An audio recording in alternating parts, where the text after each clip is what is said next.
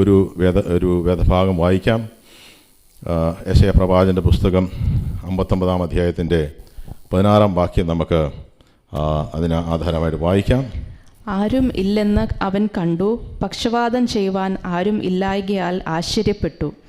അതുകൊണ്ട് അവൻ്റെ ഭുജം തന്നെ അവന് രക്ഷ വരുത്തി, അവൻ്റെ നീതി അവനെ താങ്ങി. അവിടെ യെശയ്യാ പ്രവാചകൻ്റെ പുസ്തകം 58 അധ്യായം ഉപവാസത്തെ പറ്റിയാണ് അവിടെ നമുക്ക് വ്യക്തമായി കാണുവാൻ സാധിക്കുന്നത്. എന്നാൽ അതിനുശേഷം 59 അധ്യായത്തിലേക്ക് പോകുമ്പോൾ അവിടെ ജനത്തിൻ്റെ അവസ്ഥ എന്താണ്, എന്തുകൊണ്ടാണ് അവർ ഉപവസിക്കുവാൻ ദൈവം പറയുന്നതെന്ന് അവിടെ വ്യക്തമായിട്ട് എഴുതിയിട്ടുണ്ട്. നമ്മൾ വചനം വായിക്കുമ്പോൾ അതിനാധാരമായിരിക്കുന്ന കാര്യങ്ങൾ നമ്മളെപ്പോഴും മനസ്സിലാക്കിയിരിക്കുന്നത് നല്ലതാണ്. അങ്ങനെയാണെങ്കിൽ മാത്രമേ യഥാർത്ഥത്തിൽ ആ ദൈവവചനത്തിൻ്റെ അർത്ഥം എന്താണെന്ന് നമുക്ക് തിരിച്ചറിയാൻ കഴിയത്തുള്ളൂ. അവിടെ പറയുന്നു, കർത്താവ് യഹോവയുടെ കരം കുറുകിപ്പോയിട്ടില്ല, രക്ഷിപ്പാനാകാത്തവണ്ണം എന്ന് പറഞ്ഞിട്ട് അവരുടെ ജീവിതത്തിലെ പാപത്തെപ്പറ്റി വളരെ വ്യക്തമായിട്ട് വരച്ച് കാണിക്കുന്നുണ്ട്. അതിനുശേഷം ദൈവത്തിൻ്റെ ഒരു ന്യായവിധി അവരുടെ മേൽ വരുവാൻ ഇടയാകുമെന്ന് അവിടെ പറയുന്നുണ്ട്. പക്ഷേ അതിനുശേഷം ദൈവം പറയുകയാണ്, ഇവർക്ക് വേണ്ടി ഇടിവിൽ നിൽക്കുവാൻ ആരുമില്ലെന്ന് അവൻ കണ്ടു. അപ്പോൾ ഈ ജനത്തെ നശിപ്പിക്കുവാൻ ദൈവത്തിന് ആഗ്രഹമില്ലായിരുന്നു. എന്നാൽ ദൈവത്തിൻ്റെ നീതി അതിനെ സമ്മതിക്കുന്നില്ല. അതുകൊണ്ട് അവിടെ തിരുവചനം പറയുന്നത് അവൻ്റെ നീതി അവനെ താങ്ങി. അപ്പോൾ നീതിയോടെ വ്യവഹരിക്കുവാൻ ആഗ്രഹിക്കുന്ന ഒരു ദൈവം. അവിടെ ദൈവം പറയുകയാണ്, എനിക്ക് ഈ ജനത്തെ തകർത്ത് കളയുവാൻ എനിക്ക് ഇഷ്ടമില്ല. പക്ഷേ ഈ ജനത്തിന് വേണ്ടി ഇടിവിൽ നിൽക്കുവാൻ ഒരാളെങ്കിലും ഉണ്ടായിരുന്നെങ്കിൽ ഞാൻ ഇവരുടെ മേൽ വരാനിരിക്കുന്ന അനർത്ഥം ഞാൻ ഇവരുടെ മേൽ വരുത്തുകയില്ലായിരുന്നു. അപ്പോൾ ചുറ്റുമുള്ളവർക്ക് ദൈവത്തിൻ്റെ വരാൻ പോകുന്ന അനർത്ഥത്തെക്കുറിച്ച് പല പ്രവാചകന്മാർക്കും ഒരുപക്ഷെ അല്ലെങ്കിൽ അവിടെ നിന്നുണ്ടായിരുന്ന പുരോഹിതന്മാർക്കും അറിയാമായിരിക്കാം. പക്ഷേ അവരൊന്നും ഈ ജനത്തിന് വേണ്ടി ഇടിവിൽ നിൽക്കുവാൻ തയ്യാറായില്ല. അപ്പോൾ ദൈവം അവരെ നോക്കി പറയുകയാണ്, ഞാൻ ഇവരെ തകർക്കുവാൻ എനിക്ക് ആഗ്രഹമില്ല, ഇവരെ നശിപ്പിക്കുവാൻ എനിക്ക് ആഗ്രഹം. അതിൻ്റെ 17 വാക്യമുണ്ടെങ്കിൽ നമുക്ക് വായിക്കാം. 59:17. അവൻ നീതി ഒരു കവചം പോലെ ധരിച്ചു, രക്ഷ എന്ന തലക്കോരിക തലയിലിട്ടു. അവൻ പ്രതികാര വസ്ത്രങ്ങളെ ഉടുത്തു, തീഷ്ണത ഒരു മേലങ്കി പോലെ പുതച്ചു. അവരുടെ ക്രിയകൾക്ക് തക്കവണ്ണം അവൻ പകരം ചെയ്യും. തൻ്റെ വൈരികൾക്ക് ക്രോധവും തൻ്റെ ശത്രുക്കൾക്ക് പ്രതികാരവും തന്നെ. ദ്വീപവാസികളോട് അവൻ അപ്പോൾ അവിടെ പറയുകയാണ്, ദൈവത്തിൻ്റെ കരം അവർക്ക് വിരോധമായി തീരുവാൻ പോവുകയാണ്. ദൈവം ഒരുപാട് കാത്തിരുന്നു. ഇവർ ദൈവത്തിങ്കിലേക്ക് മടങ്ങി ഒരുപാട് സമയം കൊടുത്തു, പക്ഷേ അവർ മടങ്ങി വന്നില്ല. അപ്പോൾ ദൈവം പറയുകയാണ്, എൻ്റെ നീതി ഞാൻ നീതിയോടെ വ്യവഹരിക്കാൻ പോവുകയാണ്. കാരണം ഇസ്രായേലിനെ വിളിച്ചതാണെന്ന് പറഞ്ഞാലും മുഖലക്ഷണം മുഖം നോക്കിയോ പ്രവർത്തിക്കുന്ന ദൈവമല്ല. ദൈവം നീതിയോടെ മാത്രമേ പ്രവർത്തിക്കുകയുള്ളൂ. അത് പാസ്റ്ററാണെങ്കിലും ഡോക്ടറേറ്റുള്ള വ്യക്തിയാണെങ്കിലും ബിഷപ്പാണെങ്കിലും ആരുമാകട്ടെ, ദൈവത്തിന് വ്യത്യാസങ്ങളൊന്നുമില്ല. അതുകൊണ്ട് പാസ്റ്ററിൻ്റെ മോൻ അങ്ങനെ വ്യത്യാസങ്ങളൊന്നും ദൈവത്തിനില്ല. ദൈവത്തിന് നീതിയോടെ മാത്രമേ ദൈവം വ്യവഹരിക്കുകയുള്ളൂ. അതുകൊണ്ട് ഇന്ന് വിശ്വസിക്കുക, കർത്താവ് അനീതിയുള്ള ദൈവമല്ല, നീതിയോടെ തന്നെ വ്യവഹരിക്കുന്ന. മാത്രമല്ല ദൈവം കരുണാമയനായ ദൈവമാണ്.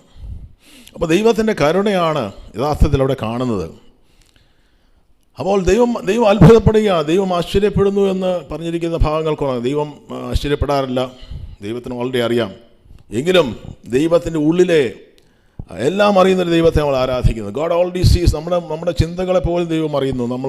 നമ്മളൊരു വിഷയം നമ്മൾ തന്നെ പല സ്ഥലങ്ങളിൽ നമ്മൾ പല ഇടങ്ങളിലൊക്കെ പല സമയങ്ങളിലും പല സാഹചര്യങ്ങളൊക്കെ നമ്മളറിയാതെ പലപ്പോഴും നമ്മുടെ യഥാർത്ഥത്തിലുള്ള സ്വഭാവങ്ങൾ അല്ലെങ്കിൽ ഉള്ളിലുള്ള ചിലതൊക്കെ നമുക്ക് പുറത്തു വരുന്നുണ്ട്. പക്ഷെ അതൊന്നും കണ്ട് ദൈവം അത്ഭുതപ്പെടുന്നില്ല. നമ്മുടെ ഉള്ളിൽ എന്താണ് നമ്മൾ ചിന്തിക്കുന്നതൊക്കെ കർത്താവിനറിയാം. അപ്പോൾ ദൈവത്തിന് എല്ലാം അറിയാം. അതുകൊണ്ട് ഒന്നും അറിയാതെയല്ല കർത്താവ് നമ്മളെ വിളിച്ചത്. ആ ദൈവത്തിൻ്റെ സ്നേഹമാണ്, അനന്ത സ്നേഹമാണ് നമ്മളെ ചേർത്ത് പിടിക്കുന്നത്. അതുകൊണ്ട് തന്നെ ദൈവം പറയുകയാണ്, ആരെങ്കിലും ഉണ്ടോ എന്ന് ഞാൻ നോക്കുകയാണ്. അപ്പോൾ അവിടെ ഉണ്ടായിരുന്ന ജനത്തിന് അവരുടേതായ വിഷയങ്ങൾക്കുള്ളിൽ അവർ ഒതുങ്ങിക്കൂടാൻ ശ്രമിക്കുകയാണ്. അവർക്ക് മറ്റുള്ളവരെ പറ്റി ചിന്തിക്കാനോ അവരെ പറ്റി പ്രാർത്ഥിക്കാനോ ഒന്നും കഴിയുന്നില്ല. ഇന്നും ദൈവം നോക്കുന്നത് മറ്റുള്ളവർക്ക് വേണ്ടി, അല്ലെങ്കിൽ ദൈവത്തിൻ്റെതായ രക്ഷയിലേക്ക് കടന്നു വന്ന ദൈവജനം അനേകർക്ക് വേണ്ടി ഇടിവിൽ നിൽക്കുവാൻ, മറ്റുള്ളവർക്ക് വേണ്ടി പ്രാർത്ഥിക്കുവാനാണ് ദൈവം നമ്മുടെ ജീവിതത്തിൽ യഥാർത്ഥത്തിൽ കർത്താവ് ദൈവം ആഗ്രഹിക്കുന്നുണ്ട്. പക്ഷേ അത് ചെയ്യാതിരിക്കുമ്പോൾ അവിടെ പറയുകയാണ്, ദൈവം അത്ഭുതപ്പെടുകയാണ്. അത് പലപ്പോഴും നമ്മുടെ സ്വയം നീതികളും നമ്മളേതായ സെൽഫ് സെൻറ്റേർനെസ് ഇംഗ്ലീഷിൽ പറയാം, അല്ലെങ്കിൽ പലപ്പോഴും ഇതിൻ്റെ വില എന്താണ് എന്നുള്ളതിനെ പറ്റി പലർക്കും അതിൻ്റെ സത്യം എന്താണെന്ന് അറിയാതിരിക്കുമ്പോഴും അതിൻ്റെ പിന്നിൽ മറിഞ്ഞു കിടക്കുന്ന ദൈവിക അനുഗ്രഹങ്ങളുണ്ടെന്നും ആയിരിക്കുമ്പോൾ അതിൻ്റെ ഒരു ഉത്തരവാദിത്വം എന്താണെന്ന് തിരിച്ചറിയാതിരിക്കുമ്പോൾ പലപ്പോഴും ഇതിൻ്റെ പ്രാധാന്യം, ഈ ഒരു കാര്യത്തിൻ്റെ പ്രാധാന്യം ദൈവസഭ പലപ്പോഴും മറന്നു പോവുകയാണ്. പക്ഷെ ദൈവം പറയുകയാണ്, ഞാൻ അത്ഭുതപ്പെടുന്നു, ഞാൻ നോക്കുകയാണ് ചിലരെ ഈ ദിവസങ്ങളിൽ ദേശങ്ങൾക്ക് വേണ്ടി, കുടുംബങ്ങൾക്ക് വേണ്ടി, തലമുറകൾക്ക് വേണ്ടി ഇടിവിൽ നിൽക്കുവാൻ. ഹല്ലേലൂയ. അവിടെ ദൈവസഭയെ വിളിച്ചിരിക്കുന്നത് ഈ ലോകത്തിൻ്റെ കാവൽക്കാരായിട്ടാണെന്നാണ് ദൈവവചനത്തിലൂടെ നമുക്ക് മനസ്സിലാക്കുവാൻ സാധിക്കുന്നത്. എല്ലാവർക്കും സ്റ്റേജ് ഇഷ്ടമാണ്, എല്ലാവർക്കും പുൾപിറ്റ് വേണം, ഇഷ്ടമാണ്, എല്ലാവർക്കും ശ്രദ്ധ, അറ്റൻഷൻ വേണം, എല്ലാവർക്കും നല്ല പ്രശംസകൾ ലഭിക്കുവാൻ ജഡത്തിൽ നമുക്കെല്ലാവർക്കും ഇഷ്ടമാണ്. പക്ഷേ മറ്റൊരു ശുശ്രൂഷ ദൈവം ആഗ്രഹിക്കുന്നുണ്ട്. പാട്ടുപാടുന്ന നല്ലതാണ്, ആരാധന നയിക്കുന്നത്, പ്രാർത്ഥിക്കുന്നത് പബ്ലിക്കായിട്ട്. പക്ഷേ വളരെ പ്രാധാന്യമുള്ളതും ദൈവം ഒരുപാട് വില കൊടുക്കുന്നതുമായ ഒരു വലിയ ശുശ്രൂഷയാണ് ദൈവസഭയുടെ മേലുള്ളത്. അതിൻ്റെ പ്രാധാന്യം പലപ്പോഴും ദൈവസഭകൾ ഓർക്കുന്നില്ല, വ്യക്തി ജീവിതങ്ങൾ ഓർക്കുന്നില്ല. അവരുടേതായ വഴികളിൽ അവരെപ്പറ്റി ചിന്തിച്ച് അവരുടേതായ വിഷയങ്ങളിൽ പലപ്പോഴും ഭാരപ്പെട്ട്, അല്ലെങ്കിൽ അവരുടേതായ ഔന്നത്യങ്ങളിലൊക്കെ പ്രശംസിച്ചുമൊക്കെ അവരുടേതായ ഒരു ന്യൂക്ലിയർ ലോകത്തിൽ, ഒരു ചെറിയ ലോകത്തിൽ അവർ ജീവിച്ചു പോകും. പക്ഷേ അതിനപ്പുറത്തേക്കാണ് ദൈവം കാണുന്നത് നമ്മുടെ ജീവിതത്തിൽ. ഒരു വിശ്വാസിയെ, ഒരു ദൈവസഭയെ, യഥാർത്ഥത്തിലുള്ള സഭയെ പറ്റി ഞാൻ പറയുന്നത്, ദൈവസഭയെ ദൈവം കണ്ടിരിക്കുന്നത് ഈ ഭൂമിയുടെ വെളിച്ചമായിട്ടാണ്, ഈ ഭൂമിയുടെ ഉപ്പായിട്ടാണ് വിശ്വാസിയെ ദൈവം തീർത്തിരിക്കുന്നത്. അതുകൊണ്ട് ഈ ഭൂമിയിൽ നമ്മൾ വസിക്കുമ്പോൾ ദൈവം നമ്മളിലാണ് പ്രത്യാശ വെച്ചിരിക്കുന്നത്. ദൈവസഭയിൽ ദൈവത്തിന് ഒരുപാട് എക്സ്പെക്റ്റേഷൻസ് ഉണ്ട്, നമ്മളിലും ദൈവത്തിന് ഒരുപാട് എക്സ്പെക്റ്റേഷൻസ് ഉണ്ട്. അപ്പോൾ ദൈവസഭകളിൽ ഇന്ന് ദൈവസഭയെ ദൈവം വിളിച്ചിരിക്കുന്നത് ഈ അനേകർക്ക് വേണ്ടി ഇടിവിൽ നിൽക്കുവാൻ. അവിടെ പലയിടങ്ങളായിട്ട് പറയുന്നുണ്ട്, പത്രോസ് അപ്പോസ്തലൻ പറയുന്നുണ്ട്, നിങ്ങൾ അധികാരികൾക്ക് വേണ്ടി പ്രാർത്ഥിക്കുക, നിങ്ങൾ ദേശങ്ങൾക്ക് വേണ്ടി പ്രാർത്ഥിക്കുക, നിങ്ങളെ ഉപദ്രവിക്കുന്നവർക്ക് വേണ്ടി പ്രാർത്ഥിക്കുക. അപ്പോൾ പല രീതിയിൽ പല കാര്യങ്ങൾ പലയിടങ്ങളിലായിട്ട് പറഞ്ഞിട്ടുണ്ട്. പക്ഷേ ചിലർക്ക് പാട്ട് പാടുവാനുള്ള, അല്ലെങ്കിൽ ആരാധിക്കുവാനുള്ള, ആരാധന നയിക്കുവാൻ ഓരോരുത്തർക്കും ഓരോ കൃപകളും വരങ്ങളും ഒക്കെ ദൈവം കൊടുത്തിട്ടുണ്ട്.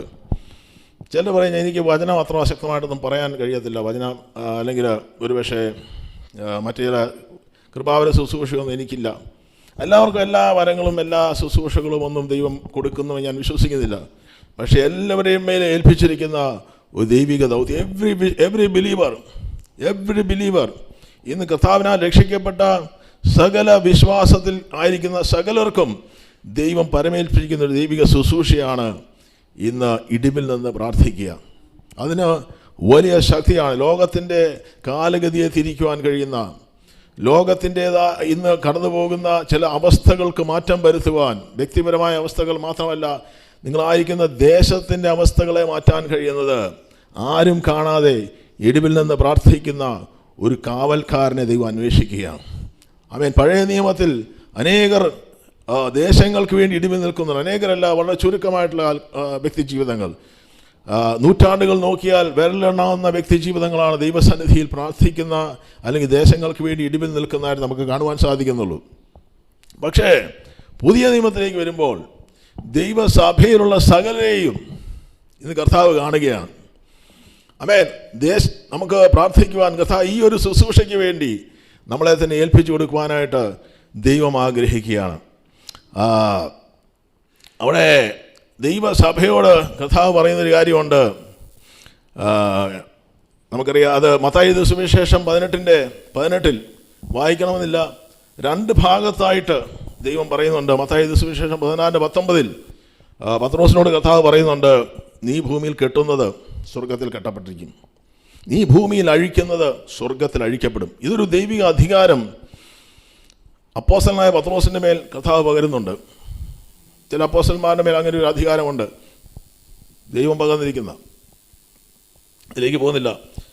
പക്ഷേ അടുത്ത 2 ചാപ്റ്ററിന് ശേഷം ദൈവസഭയോട് ഇതേ അധികാരം ദൈവം പകർന്നിട്ട് ഈ 18-ാം അധ്യായത്തിൻ്റെ 18-ാം വാക്യത്തിൽ പറയും, നിങ്ങൾ ഭൂമിയിൽ കെട്ടുന്നതെല്ലാം, ദൈവസഭയെ പറ്റിയാണ് പറഞ്ഞിരിക്കുന്നത്. സഭയുടെ മേലൊരു അധികാരമുണ്ട്. ദൈവസഭയെന്ന് പറഞ്ഞാൽ ഒരു വ്യക്തിയല്ല, നമുക്കറിയാം, കെട്ടിടമല്ല, ഓർഗനൈസേഷൻ അല്ല. ദൈവസഭ ഒരു ഓർഗനിസമാണ്. അത് വളരും, അത് ചലിക്കും, അതിന് ജീവനുണ്ട്. അപ്പോൾ അതിനകത്ത് സ്നേഹമുണ്ട്, അതിനകത്ത് ജീവനുണ്ട്. അതാണ് ഓർഗനിസമാണ് ദൈവത്തിൻ്റെ സഭ. ആ സഭയുടെ മേൽ ഇന്ന് ദൈവസഭ ഈ ഭൂമിയിലായിരിക്കുമ്പോൾ ദൈവസഭയാണ്, ഞാൻ വിശ്വസിക്കുന്നത്, ദൈവത്തിൻ്റെ കോപം ഈ ഭൂമിയിൽ വരാതിരിക്കുവാൻ തക്കവണ്ണം അതിനിടവിൽ നിൽക്കുന്നത്. ദൈവസഭ ഭൂമിയിൽ നിന്ന് എടുക്കപ്പെട്ട് കഴിഞ്ഞാൽ ഇവിടെ ദൈവത്തിൻ്റെ ന്യായവിധി വരുമെന്ന് പലയിടങ്ങളിലെ വേദപണ്ഡിതന്മാർ പറയുന്നു. അതെ, എന്തുമാകട്ടെ, അതിലേക്ക് ഞാൻ വീണ്ടും പോകുന്നില്ല. പക്ഷേ പലരും ദൈവസഭയിലേക്ക് കടന്നു വന്ന ഒരു പുതിയ വിശ്വാസി ഒരിക്കൽ പറഞ്ഞു, എനിക്കൊരു അത്ഭുതമാണ്, കാരണം ഞാൻ പോകുന്ന ഇടങ്ങളിൽ മറ്റുള്ളവർക്ക് വേണ്ടി, ഞാൻ പാരമ്പര്യ സഭകളിൽ നിന്ന് വന്നൊരു വ്യക്തിയായിരുന്നു. അദ്ദേഹം പറഞ്ഞു, ഈ കൂട്ടായ്മയിൽ വരുമ്പോൾ, ഈ സഭയിൽ വരുമ്പോൾ ഒരു പ്രത്യേകത, എനിക്കൊരു അത്ഭുതമാണ്, നിങ്ങൾ അനേകർക്ക് വേണ്ടി ഇരുന്ന് പ്രാർത്ഥിക്കുകയാണ്. എന്തിനാണ് നിങ്ങളിങ്ങനെ പ്രാർത്ഥിക്കുന്നത്? ഹല്ലേലൂയ. അദ്ദേഹം പറഞ്ഞു, എനിക്കിത് അത്ഭുതമാണ്. പക്ഷേ ചില കാലങ്ങൾക്ക് ശേഷം അദ്ദേഹം പറഞ്ഞു, ഇതിൻ്റെ വില എന്താണെന്ന് എനിക്ക് മനസ്സിലായി. അതെ, ഇന്ന് നമ്മൾ അനേകർക്ക് വേണ്ടി ഇടിവിൽ നിൽക്കുവാൻ തയ്യാറാണെങ്കിൽ, ആമേൻ, നമ്മുടെ വിഷയത്തിൻ്റെ മേലും ദൈവം തീർച്ചയായിട്ടും വിടുതലുകൾ അയക്കാൻ ഇടയാകും. അവിടെ കർത്താവായ യേശുക്രിസ്തു ഒരു വാക്തത്വം മത്തായി സുവിശേഷത്തിൻ്റെ അതിൻ്റെ അടുത്ത വാക്യത്തിൽ കർത്താവായ യേശു പറയുന്നുണ്ട്, ഭൂമിയിൽ വെച്ച് നിങ്ങൾ 2 പേർ യാചിക്കുന്ന ഏത് കാര്യത്തിലും ഐക്യമെത്തപ്പെട്ടാൽ, അത് ഞാൻ വിശ്വസിക്കുന്നു 2 പേരല്ല, 2-3 പേർ കൂടുന്നിടത്ത് യേശു വരുമെന്ന് പറഞ്ഞു, യേശു ഉണ്ടായിരിക്കുന്നു പറഞ്ഞു. അത് 2-3 പേർ കൂടിയാൽ, അതിൽ അപ്പുറം കൂടിയാൽ യേശു പോകുന്നുള്ളതല്ല എൻ്റെ അർത്ഥം. 2-3 പേർ മിനിമം ഉണ്ടെങ്കിൽ യേശുവിൻ്റെ നാമത്തിൽ കൂടി അവിടെ യേശു ഉണ്ടായിരിക്കും. ഇനിയിപ്പോൾ 2000 പേരാണെങ്കിലും 20,000 പേരാണെങ്കിലും 2,00,000 പേരാണെങ്കിലും 2 കോടി ജനമാണെങ്കിലും യേശു അവിടെ ഉണ്ട്.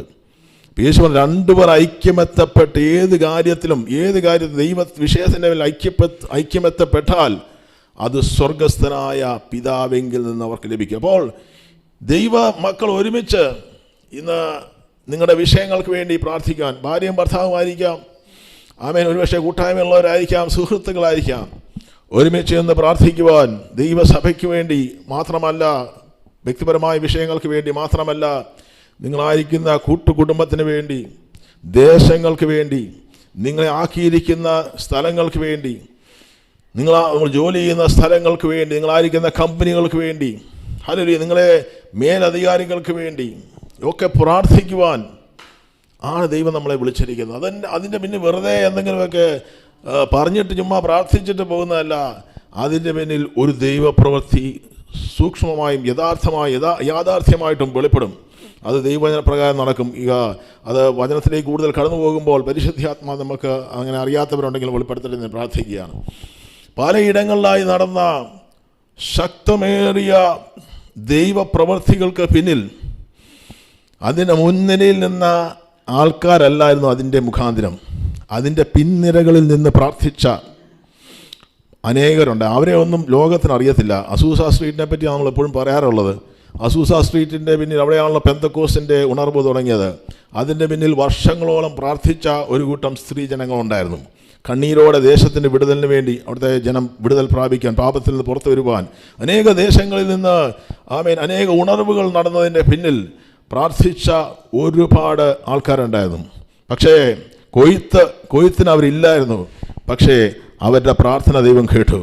മറ്റാരെയൊക്കെ ദൈവം അതിനുവേണ്ടി ഉപയോഗിച്ചു എന്ന് മാത്രമേ ഉള്ളൂ. പക്ഷേ ആമേൻ, ലോകം അവരെ അറിഞ്ഞില്ലെങ്കിലും സ്വർഗത്തിൽ ഞാനും നിങ്ങളും ചിന്തിക്കാത്ത ഒരു പ്രതിഫലം അവർക്ക് വേണ്ടി ദൈവം കരുതിയിട്ടുണ്ട്. ദൈവം നീതിയോടെ വ്യവഹരിക്കണോ? ദൈവത്തിൻ്റെ ന്യായവിധിയിൽ ദൈവത്തിൻ്റെതായ അതെ ആ ദൈവസന്നിധിയിൽ ഓരോരുത്തരും വെളിപ്പെടുമ്പോൾ അവർക്ക് കിട്ടുന്ന പ്രതിഫലത്തെപ്പറ്റി ഒരു ദൈവദാസൻ പറഞ്ഞത്, ആമേൻ, ലോകത്തിലെ ഏറ്റവും വലിയ അത്ഭുതം നടക്കാൻ പോകുന്ന അവിടെയായിരിക്കും. പലരുടെ എക്സ്പെക്റ്റേഷനെ മാറ്റിമറിക്കുന്ന, തകിടം മറിക്കുന്ന ഒരു വലിയ ആമേൻ ഒരു ഈവൻ്റ് ആയിരിക്കും അതെന്നാണ് ആമേൻ സ്തോത്രം നമുക്ക് തിരിച്ചറിയാൻ കഴിയുന്നത്.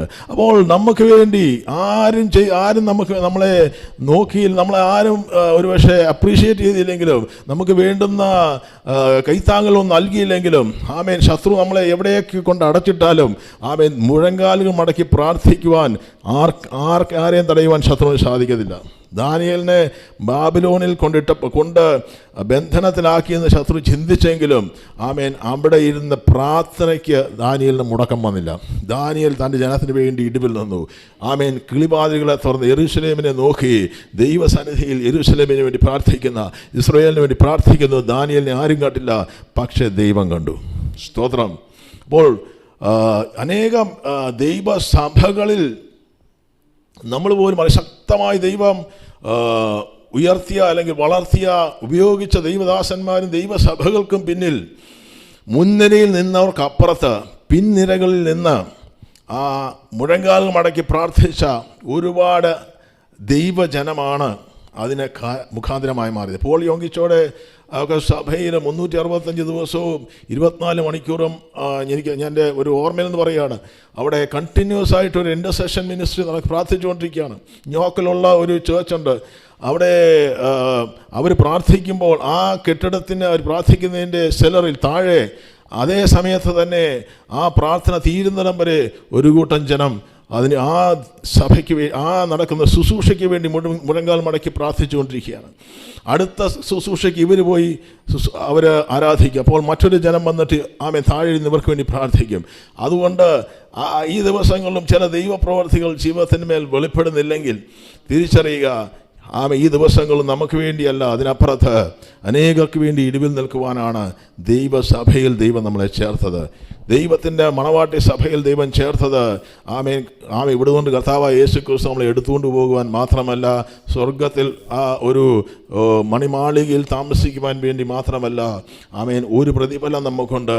പക്ഷേ ദൈവം കണ്ടിരിക്കുന്ന ഈ ഭൂമിയിൽ ഈ ദിവസങ്ങൾ നമുക്ക് ചെയ്യുവാൻ തയ്യാറാണെങ്കിൽ, അവിടെ എസെക്കിയേൽ പ്രവാചകന്റെ പുസ്തകത്തിൽ അതിൻ്റെ 33-ാം അധ്യായത്തിൻ്റെ 2-ാം വാക്യത്തിൽ അവിടെ പറയുന്നൊരു കാര്യമുണ്ട്. നമുക്ക് ഒരുപാട് ആദ്യകാലങ്ങളിൽ ഒരുപാട് വ്യക്തിപരമായിട്ട് സ്പർശിച്ച ഒരു ചാപ്റ്ററാണ് എസെക്കിയേൽ പ്രവാചകന്റെ 33-ാം അധ്യായം. അവിടെ പറയുന്നുണ്ട്, മനുഷ്യപുത്ര, നീ നിന്റെ സ്വജാതിക്കാരോട് പ്രവചിച്ച് പറയേണ്ടത്, ഞാൻ ഒരു ദേശത്തിന് നേരെ വാൾ വരുത്തുമ്പോൾ ആ ദേശത്തിലെ ജനം തങ്ങളുടെ കൂട്ടത്തിൽ നിന്നും ഒരു പുരുഷനെ തിരഞ്ഞെടുത്ത് കാവൽക്കാരനായി, 33-2 ഉണ്ടെങ്കിൽ നമുക്ക് വായിക്കാം, കാവൽക്കാരനായി വച്ചാൽ, അതിനുശേഷം പറയാം. അപ്പോൾ ദൈവത്തിൻ്റെ വചനം പറയുകയാണ്, ദേശത്തിൻ്റെ മേലൊരു വാൾ വരുന്നത് കണ്ടിട്ട് അവൻ കാഹളമൂതി ജനത്തെ ഓർമ്മപ്പെടുത്തുമ്പോൾ ആരെങ്കിലും കാഹളനാദം കേട്ട് കരുതിക്കൊള്ളാതിരുന്നാൽ വാൾ അവൻ്റെ മേൽ വരും, എങ്കിൽ അവൻ്റെ രക്തം അവൻ്റെ മേലിരിക്കും. അതിൻ്റെ അടുത്ത വാക്യം വായിക്കോ. അവൻ കാഹളനാദം കേട്ടിട്ട് കരുതിക്കൊണ്ടില്ല, അവൻ്റെ രക്തം അവൻ്റെ മേലിരിക്കും. കൊണ്ടിരുന്നെങ്കിൽ അവൻ തൻ്റെ പ്രാണനെ രക്ഷിക്കുമായിരുന്നു. എന്നാൽ കാവൽക്കാരൻ വാൾ വരുന്നത് കണ്ട് കാഹളമൂതാതെയും ജനം കരുതിക്കൊള്ളാതെയും ഇരുന്നിട്ട് വാൾ വന്ന് അവരുടെ ഇടയിൽ നിന്ന് ഒരുത്തിനെ ഛേദിച്ചു കളയുന്നു എങ്കിൽ ഇവൻ തൻ്റെ അകൃത്യം നിമിത്തം ഛേദിക്കപ്പെട്ടു പോയി എങ്കിലും അവൻ്റെ രക്തം ഞാൻ കാവൽക്കാരനോട് ചോദിക്കും. അപ്പോൾ ദൈവസഭയോട് ചോദിക്കുമെന്നാണ് മറ്റൊരു രീതിയിൽ പറഞ്ഞിരിക്കുന്നത്. ദൈവസഭയെ ഏൽപ്പിച്ചൊരു ദൗത്യമാണ് ചുറ്റുമുള്ള അനേകർക്ക് വേണ്ടി ഇടിവിൽ നിൽക്കുവാൻ, പ്രാർത്ഥിക്കുവാൻ. ഈ ഭാഗ്യം കിട്ടാത്ത അനേകർ ഈ ഭാഗ്യത്തിലേക്ക്, സൗഭാഗ്യത്തിലേക്ക്, നിത്യരക്ഷയിലേക്ക് കടന്നു വരുവാൻ ഈ ദിവസങ്ങളിൽ പ്രാർത്ഥിക്കുവാൻ വേണ്ടി ആണ് ദൈവം നമ്മളെ കണ്ടിരിക്കുന്നത്. അവിടെ ദൈവസഭയുടെ പ്രാർത്ഥനയ്ക്ക് ഭയങ്കര ശക്തിയാണ്. അത് പത്രോസ് കാരാഗ്രഹത്തിൽ കിടക്കുമ്പോൾ നമ്മൾ പലപ്പോഴും വായിക്കുന്ന കാര്യമാണ്. സഭ ശ്രദ്ധയോടെ കൂടെ പ്രാർത്ഥിച്ചു. ആരും വിടിവിക്കുവാനില്ലായിരുന്നുവെങ്കിലും ദൈവത്തിൻ്റെ കരമിറങ്ങി പത്രോസിനെ വിടിവിക്കുന്നുണ്ട്. പത്രോസ് കാരാഗൃഹത്തിൽ നിന്ന് പുറത്തു വരുന്നിടം വരെ, ആ വാതിൽക്കൽ വന്ന് മുട്ടുമ്പോഴും അകത്തിരുന്ന് ദൈവസഭ പ്രാർത്ഥിച്ചുകൊണ്ടിരിക്കുകയാണ്. അപ്പോൾ ഒരു ദിവസം പ്രാർത്ഥിച്ചിട്ട് കിടന്നുറങ്ങുന്നതല്ല, പിന്നെ മറന്നു പോകുവാനല്ല, നിരന്തരമായി ഈ ദിവസങ്ങൾ പ്രാർത്ഥിക്കുവാൻ, വിടുതൽ സംഭവിക്കുന്നിടം വരെ പ്രാർത്ഥിക്കുവാൻ, പക്ഷപാതം ചെയ്യുവാൻ ഇല്ലായികയാൻ ആശ്ചര്യപ്പെട്ടു. അതുകൊണ്ട് അവൻ്റെ ഭുജം രക്ഷപ്പെടുത്തി. ദൈവം ആരും എഴുന്നേറ്റില്ലെങ്കിൽ ദൈവം പറയുകയാണ്, ഞാൻ എഴുന്നേൽക്കും, പക്ഷേ ഞാൻ നീതിയോടെ വ്യവഹരിക്കും. ആരും പ്രാർത്ഥിച്ചില്ലെങ്കിലും ദൈവം പറയുകയാണ്, ചെയ്യേണ്ട ദൈവം തക്ക സമയത്ത് ചെയ്യും. പക്ഷെ ചെയ്യാതിരുന്നാൽ ആമേൻ, ദൈവം അവിടെ കർത്താവ് പറയുകയാണ്, അതിൻ്റെ ഒരു ഉത്തരവാദിത്വം, അതിന് ഉത്തരവാദിത്വം നമ്മൾ ഒരു ദിവസം അവരെ ഏൽപ്പിച്ചവർ പറയേണ്ടി വരും. അതുകൊണ്ടാണ് ഇവിടെ പറഞ്ഞിരിക്കുന്ന യെശയ്യാ പ്രവാചകന്റെ പുസ്തകത്തിലെ 21 അധ്യായത്തിൻ്റെ 11 വാക്യത്തിൽ വളരെ സുപരിചിതമായൊരു വേദവാക്യമാണ്. ഒരു പ്രവാചക ദൂത് പറയുമ്പോൾ, കാവൽക്കാര രാത്രി എന്തായി എന്നൊരുത്തൻ സേരിൽ നിന്നും എന്നോട് വിളിച്ചു ചോദിക്കുന്നു എന്ന ഒരു വാക്യമുണ്ട്. അത് ഇതുമായിട്ട് ബന്ധപ്പെടുത്തി നമുക്ക് പറയാൻ സാധിക്കും. അപ്പോൾ കർത്താവായ യേശുക്രിസ്തു, യേശുക്രിസ്തുവിൻ്റെ ശുശ്രൂഷ അത്ഭുതങ്ങളും അടയാളങ്ങളും ചെയ്യുന്ന ശുശ്രൂഷയായിരുന്നു. രാവും പകലും നിരന്തരമായി ദൈവവചനം പ്രഘോഷിച്ച് സുവിശേഷം പറഞ്ഞും പ്രസംഗിച്ചും ഉപദേശിച്ചും പഠിപ്പിച്ചും രോഗികളെ സൗഖ്യമാക്കിയും കൊണ്ട് യേശുക്രിസ്തു ഗലീലെങ്ങും ചുറ്റി സഞ്ചരിച്ചുകൊണ്ടിരുന്നു. യേശുക്രിസ്തുവിൻ്റെ നാമം പ്രസിദ്ധമായി. യേശു പറഞ്ഞാൽ ആ കാലഘട്ടങ്ങളിൽ ആ ദേശങ്ങളിലുള്ളവർക്ക് അറിയാത്ത ആരും കാണുകയില്ല. ഇന്നും യേശു ആരാണെന്ന് അറിയാൻ മേലാത്ത അനേകർ ഈ ഭൂമിയിലുണ്ട്. സ്തോത്രം. അവർ യേശു ആരാണെന്ന് അറിയുവാൻ ദൈവം ആഗ്രഹിക്കുന്നു. യേശുക്രിസ്തുവിൻ്റെ ജീവിതത്തിലും സുപ്രധാനമായ ഒരു ശുശ്രൂഷയായിരുന്നു ഈ ഒരു ശുശ്രൂഷ. കർത്താവായ യേശുക്രിസ്തു സ്വന്തം വിഷയങ്ങൾക്ക് വേണ്ടി പ്രാർത്ഥിച്ചതായിട്ട് ഗെത്സമനി ഒഴികെ എൻ്റെ ഓർമ്മയിൽ എനിക്ക് ചിന്തിക്കാൻ കഴിയുന്നില്ല. ഗെത്സമനിയിൽ കർത്താവ് വിയർപ്പ് ചിന്തി പ്രാർത്ഥിച്ചു. വിയർപ്പ് രക്തത്തുള്ളികൾ പോലെ നിലത്തിറ്റിറ്റ് വീഴുമ്പോൾ മുഴങ്കാലും മടക്കി കണ്ണീരോടെ പ്രാർത്ഥിക്കുന്ന യേശുവിനെ നമുക്ക് കാണുവാൻ സാധിക്കുന്നു. മുമ്പിലുള്ള ക്രൂശ് അനുഭവിക്കാൻ പോകുന്ന യാതനയുടെ കഠോരമായ അനുഭവം മുൻപിൽ ഒരു ഫിലിമിലെന്ന പോലെ, വീഡിയോയിലെന്ന പോലെ യേശുക്രിസ്തു കാണുമ്പോൾ അത് നേരിടാനുള്ള ശക്തി ശാരീരികമായിട്ട് മാനസികമായിട്ട് മനുഷ്യ ആകൃതിയിലായിരുന്ന യേശുവിന് കഴിഞ്ഞില്ല. അപ്പോൾ ദൈവസന്നിധിയിൽ പിതാവിനോട് പ്രാർത്ഥിച്ച് കരയുന്ന യേശു സ്വന്തം ആ ക്രൂശെ എടുക്കുവാനുള്ള കൃപയ്ക്ക് വേണ്ടി അന്ന് യേശു സ്വന്തം പ്രാർത്ഥിച്ചിരുന്നു.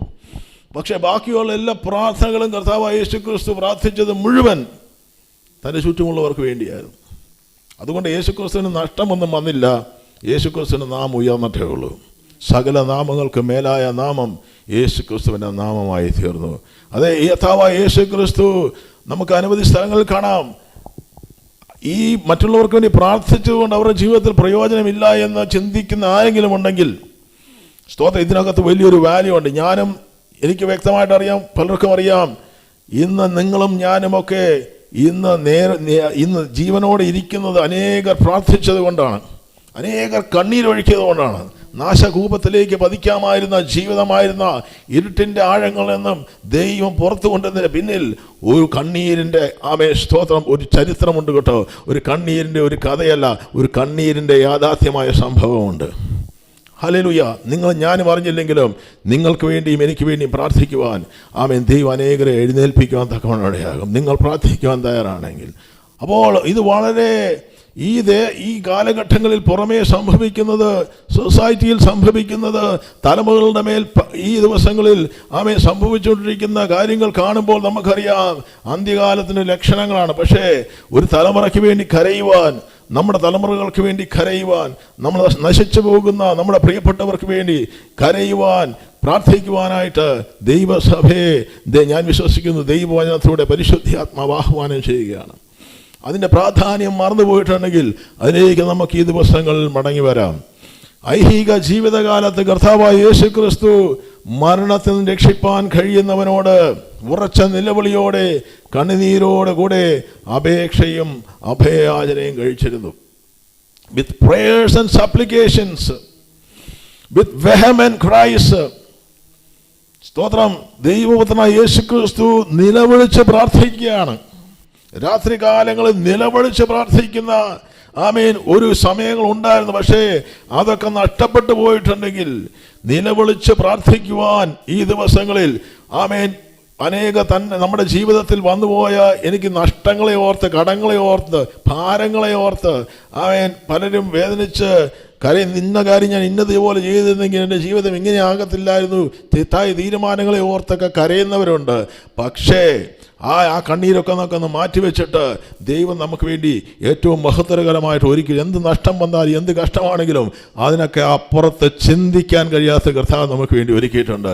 പക്ഷെ ഒരു തുള്ളി കണ്ണുനീർ ഈ ദിവസങ്ങളിൽ ഒഴുക്കുന്നുണ്ടെങ്കിൽ നമുക്ക് ഈ ദിവസങ്ങൾ മറ്റുള്ളവർക്ക് വേണ്ടി അവരുടെ ജീവിതങ്ങളിൽ ആമേൻ ദൈവപ്രവൃത്തി വെളിപ്പെടുവാൻ വേണ്ടി ഒരു തുള്ളി കണ്ണീർ ഒഴുക്കാൻ തയ്യാറാണെങ്കിൽ അതിന് വില കാണുന്നൊരു ദൈവമുണ്ട്. ഹല്ലേലൂയ. നമ്മുടെ കണ്ണീർ കണങ്ങളെ കർത്താവ് തീർച്ചയായിട്ടും കുപ്പിയെ ശേഖരിച്ചിട്ടുണ്ട്.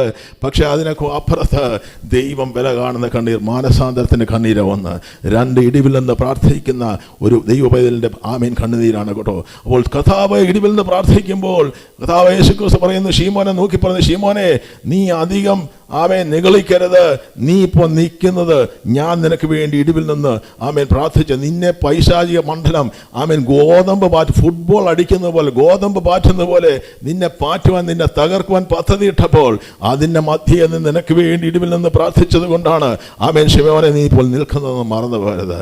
അതുകൊണ്ട് മറന്നു പോകരുത്, അനേകർ നിങ്ങൾക്ക് വേണ്ടിയും എനിക്ക് വേണ്ടിയും ഇടിവിൽ നിന്നതുകൊണ്ടാണ് ഇന്ന് ദൈവസഭയിൽ നിൽക്കുവാൻ, ദൈവരാജ്യത്തിനകത്ത് പ്രയോജനപ്പെടുവാൻ, ചില നന്മകളൊക്കെ ജീവിതത്തിൽ പ്രാപിക്കുവാൻ, ചില ഉന്നതികളും മാന്യതകളും ഒക്കെ ജീവിതത്തിൽ കിട്ടിയതിൻ്റെ പിന്നിൽ ആമേൻ പ്രവർത്തിച്ചതിൻ്റെ പിന്നിൽ ചിലരുടെ കണ്ണീരുണ്ടെന്ന് മറന്നു പോകരുത്.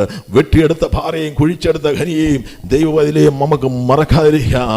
നമ്മളെ വഴി നടത്തിയവർക്കായിട്ട് ദൈവത്തെ സ്തോത്രം ചെയ്യാം. ഹല്ലേലൂയ. മുന്നോട്ട് ചില ദൈവപ്രവൃത്തികൾ വെളിപ്പെടണമെങ്കിൽ, ചില പ്രാർത്ഥനയുടെ ഈ ഒരു സ്വഭാവം നമ്മുടെ ജീവിതത്തിൽ മേൽ വന്നില്ലെങ്കിൽ പലപ്പോഴും ചില ദൈവപ്രവൃത്തികൾ അവ ഒരുപക്ഷെ തടസ്സപ്പെട്ടു പോകുന്ന അനുഭവങ്ങൾ ജീവിതത്തിൽ വന്നേക്കാം. അപ്പോൾ ദൈവം പറയുകയാണ്, ഹല്ലേലൂയ, അവിടെ ദൈവം ആഗ്രഹിക്കുന്നില്ല ആരെ നശിപ്പിക്കുവാൻ. മനുഷ്യൻ അതിനകത്ത് യാതൊരു ഇന്നിപ്പം കേൾക്കുന്ന വാർത്തകൾ ഞാനത് പറയാൻ ആഗ്രഹിക്കുന്നില്ല. ടി വിയിലൂടെയും മറ്റ് മാധ്യമങ്ങളിലൂടെയൊക്കെ കടന്നു വരുന്ന ഓരോ ദിവസം കേൾക്കുന്ന വാർത്തകൾ കേട്ടാൽ നമ്മൾ ഹൃദയം നുറുങ്ങിപ്പോകും. ഒരു ഘട്ടം കഴിയുമ്പോൾ മനുഷ്യൻ്റെ മനസ്സ് കടുത്തു പോകും. ഇതൊന്നും കേൾക്കുമ്പോൾ പ്രതികരിക്കാതിരിക്കുന്ന അനുഭവത്തിലേക്ക് പോകാൻ ഒരു പക്ഷേ ചാൻസ് ഉണ്ടെന്ന് ഞാൻ ചിന്തിക്കുക. അപ്പോൾ അതിൻ്റെയൊക്കെ മധ്യേ ഈ ദിവസങ്ങളിലും നമുക്ക് അനേകർക്ക് വേണ്ടി ഇടിവിൽ നിൽക്കുവാൻ, ഇതൊക്കെ കണ്ടിട്ട് പലരും നിർവികാരനായി തീരുമ്പോൾ, നിർവികാരനായി തീരാത്ത ഒരുവനുണ്ടെങ്കിൽ ദൈവം മാത്രമേ ഉള്ളൂ. ഹല്ലേലൂയ. ചിലരൊക്കെ പറയുന്നുണ്ട്, ചില പ്രതിമയെന്നൊക്കെ കണ്ണീർ ഒഴുകുന്നൊക്കെ പറഞ്ഞിട്ട്, പക്ഷേ അതല്ല, ദൈവം അതിനപ്പുറത്ത്. ജീവിതം ആരും നശിച്ചു പോകുവാൻ ദൈവം ആഗ്രഹിക്കുന്നില്ല. നമ്മൾ ചിലരൊക്കെ തകർത്ത് പോട്ടെന്നൊക്കെ നമ്മൾ ഉള്ളിൽ ആഗ്രഹിച്ചേക്കാം. പക്ഷേ ദൈവത്തിന് നേരെ വിരുദ്ധമായി പ്രവർത്തിക്കുന്നവർ പോലും, ഒരു വ്യക്തി പോലും നശിച്ചു പോകുവാൻ, നഷ്ടപ്പെട്ടു പോകുവാൻ ദൈവം ആഗ്രഹിക്കുന്നില്ല. എന്തായിരിക്കും അങ്ങനെ പറഞ്ഞത്? ഹല്ലേലൂയ. അപ്പോൾ കർത്താവ് യേശുക്രിസ്തു തന്നെ ഇടിമക്കളോട് പറയുന്നുണ്ട്. ഇടിമക്കൾ യോഹന്നാനും യാക്കോബുമാണ്. അവർ പറയുന്നുണ്ട്, സമറിയയിലേക്ക് ഗ്രാമത്തിൽ ചെന്നപ്പോൾ അവിടെയുള്ളവർ മാനസാന്തരപ്പെടാതിരുന്നപ്പോൾ പറഞ്ഞു, ഇവരുടെ മേൽ ഏലിയാവ് തീ അയച്ചവർ നമുക്ക് അയക്കണ്ടേ, ഇവരൊക്കെ നശിപ്പിച്ചേക്കാന്ന് പറയുമ്പോൾ കർത്താവ് പറയുന്നുണ്ട്, മനുഷ്യപുത്രൻ മനുഷ്യരുടെ പ്രാണങ്ങളെ നശിപ്പിക്കുവാനല്ല മനുഷ്യപുത്രൻ വന്നത് മാനവരാശിയെ രക്ഷിപ്പാൻ വേണ്ടിയാണ്. ദൈവസഭയെ ദൈവം വിളിച്ചിരിക്കുന്നത് മറ്റുള്ളവരുടെ രക്ഷയ്ക്ക് വേണ്ടിയാണ്. യേശുക്രിസ്തുവിൻ്റെ കയ്യും കാലും ശിരശേഷിയുമാണെങ്കിൽ ശരീരമായിരിക്കുന്ന സഭ നമ്മളാണ്. അപ്പോൾ ഈ ദിവസങ്ങൾ അനേകർ രക്ഷ പ്രാപിക്കുവാൻ വേണ്ടി നമ്മുടെ ജീവിതങ്ങളിൽ കിട്ടിയ നന്മകൾ ആമേൻ അത് ഈ ദിവസങ്ങളിൽ അത് അനുഭവിച്ചുകൊണ്ട് മുന്നോട്ട് പോകുന്നതിനപ്പുറത്ത് ഹല്ലേലൂയ ചില നമ്മുടെ പ്രിയപ്പെട്ടവരെ ഓർത്ത് ഈ ദിവസങ്ങളിൽ ആമേൻ ഇടിവിൽ നിന്ന് പ്രാർത്ഥിക്കുവാൻ നമുക്ക് തയ്യാറാകുന്നുവെങ്കിൽ ആമേൻ ചില വിടുതലുകൾ ഈ ദിവസങ്ങളിൽ നടക്കാൻ പോവുകയാണ്. അവിടെ ജനസിസ് 18 ഉൽപ്പത്തി പുസ്തകം 18 അവിടെ സൊദോം ഗൊമോറയിൽ നടക്കാൻ പോകുന്നത് എന്താണെന്ന് ദൈവം അറിഞ്ഞു. ഈ സൊദോം ഗൊമോറയിലേക്ക് പോകുന്ന വഴിക്ക് എബ്രഹാമിൻ്റെ ഭവനത്തിനകത്ത് ഇവർ കയറുന്നുണ്ട്. സ്തോത്രം. 2 കാര്യങ്ങൾക്ക് വേണ്ടിയാണ് ദൈവം വന്നത്. ഒന്ന്, എബ്രഹാമിന് ദൂത് കൊടുക്കുവാൻ. 2, സൊദോം ഗൊമോറയുടെ മേൽ ഗന്ധകവും തീയും വർഷിപ്പിക്കുവാൻ വേണ്ടി. അപ്പോൾ ഇവിടെ വരുന്ന ഈ ദൈവപുരുഷന്മാർക്ക് മുമ്പിൽ എബ്രഹാം താണു വണങ്ങി നിൽക്കുമ്പോൾ എബ്രഹാമിനെ ആശീർവദിച്ചിട്ട് പറഞ്ഞു, അടുത്ത വർഷം നിന്റെ ഭവനത്തിൽ ഒരു കുഞ്ഞിൻ്റെ കരച്ചിൽ മാത്രമല്ല, ചിരിയും ഉയരും.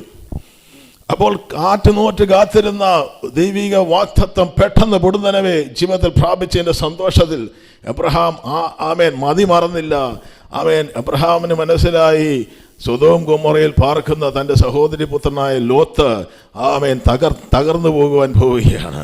അപ്പോൾ അവിടെ അത് മനസ്സിലായ എബ്രഹാം അവർ ഈ ദൈവപുരുഷന്മാർ അനുഗ്രഹം കിട്ടിയതിന് ശേഷം അവർ നടന്നു പോകുമ്പോൾ ഇവരുടെ പിന്നാലെ നടന്ന് ചെന്നിട്ട് പറഞ്ഞു, ഹല്ലേലൂയ, സൊദോം ഗൊമോറയെ നശിപ്പിക്കല്ലേ, സൊദോം ഗൊമോറയെ നശിപ്പിക്കല്ലേ, അവർ മഹാമ്ലേച്ഛന്മാരാണ്. ഹല്ലേലൂയ, ദൈവത്തിന് ഏറ്റവും ദൈവം വെറുക്കുന്ന പാപങ്ങളിൽ ഒന്നാണ് ആമേൻ അവർ ചെയ്തുകൊണ്ടിരുന്നത്. അപ്പോൾ ദൈവം പറഞ്ഞില്ല, 40 അല്ലെ അങ്ങനെ 10 പേര് വരെ ഉണ്ടെങ്കിൽ നീ നശിപ്പിക്കുമെന്ന് ചോദിച്ച് ഇടിവിൽ നിന്ന് പ്രാർത്ഥിക്കുന്ന അബ്രഹാമിൻ്റെ പ്രാർത്ഥന കൊണ്ടാണ് ലോത്ത് വിടുവിക്കപ്പെട്ടത്. ഹല്ലേലൂയ. പിന്നീട് അനുഗ്രഹിക്കപ്പെട്ടോ എന്നുള്ളത് വേറൊരു ക്വസ്റ്റ്യനാണ്. പക്ഷേ നിനവയിലേക്ക് പോകുന്ന ഒരു യോനാ പ്രവാചകന്റെ ജീവിതത്തിൽ യോന ഓടിപ്പോയത് അദ്ദേഹം പിന്മാറ്റക്കാരനായതുകൊണ്ടല്ല. നിനവയിലെ ജനം അവരെ വളരെ അതിക്രൂരന്മാരാണ്. അവിടെ തിരുവചനത്തിൽ പറഞ്ഞിരിക്കുന്ന യോനാ പ്രവാചകന്റെ പുസ്തകത്തിനകത്ത് പറഞ്ഞിരിക്കുന്നത് യഹോവയുടെ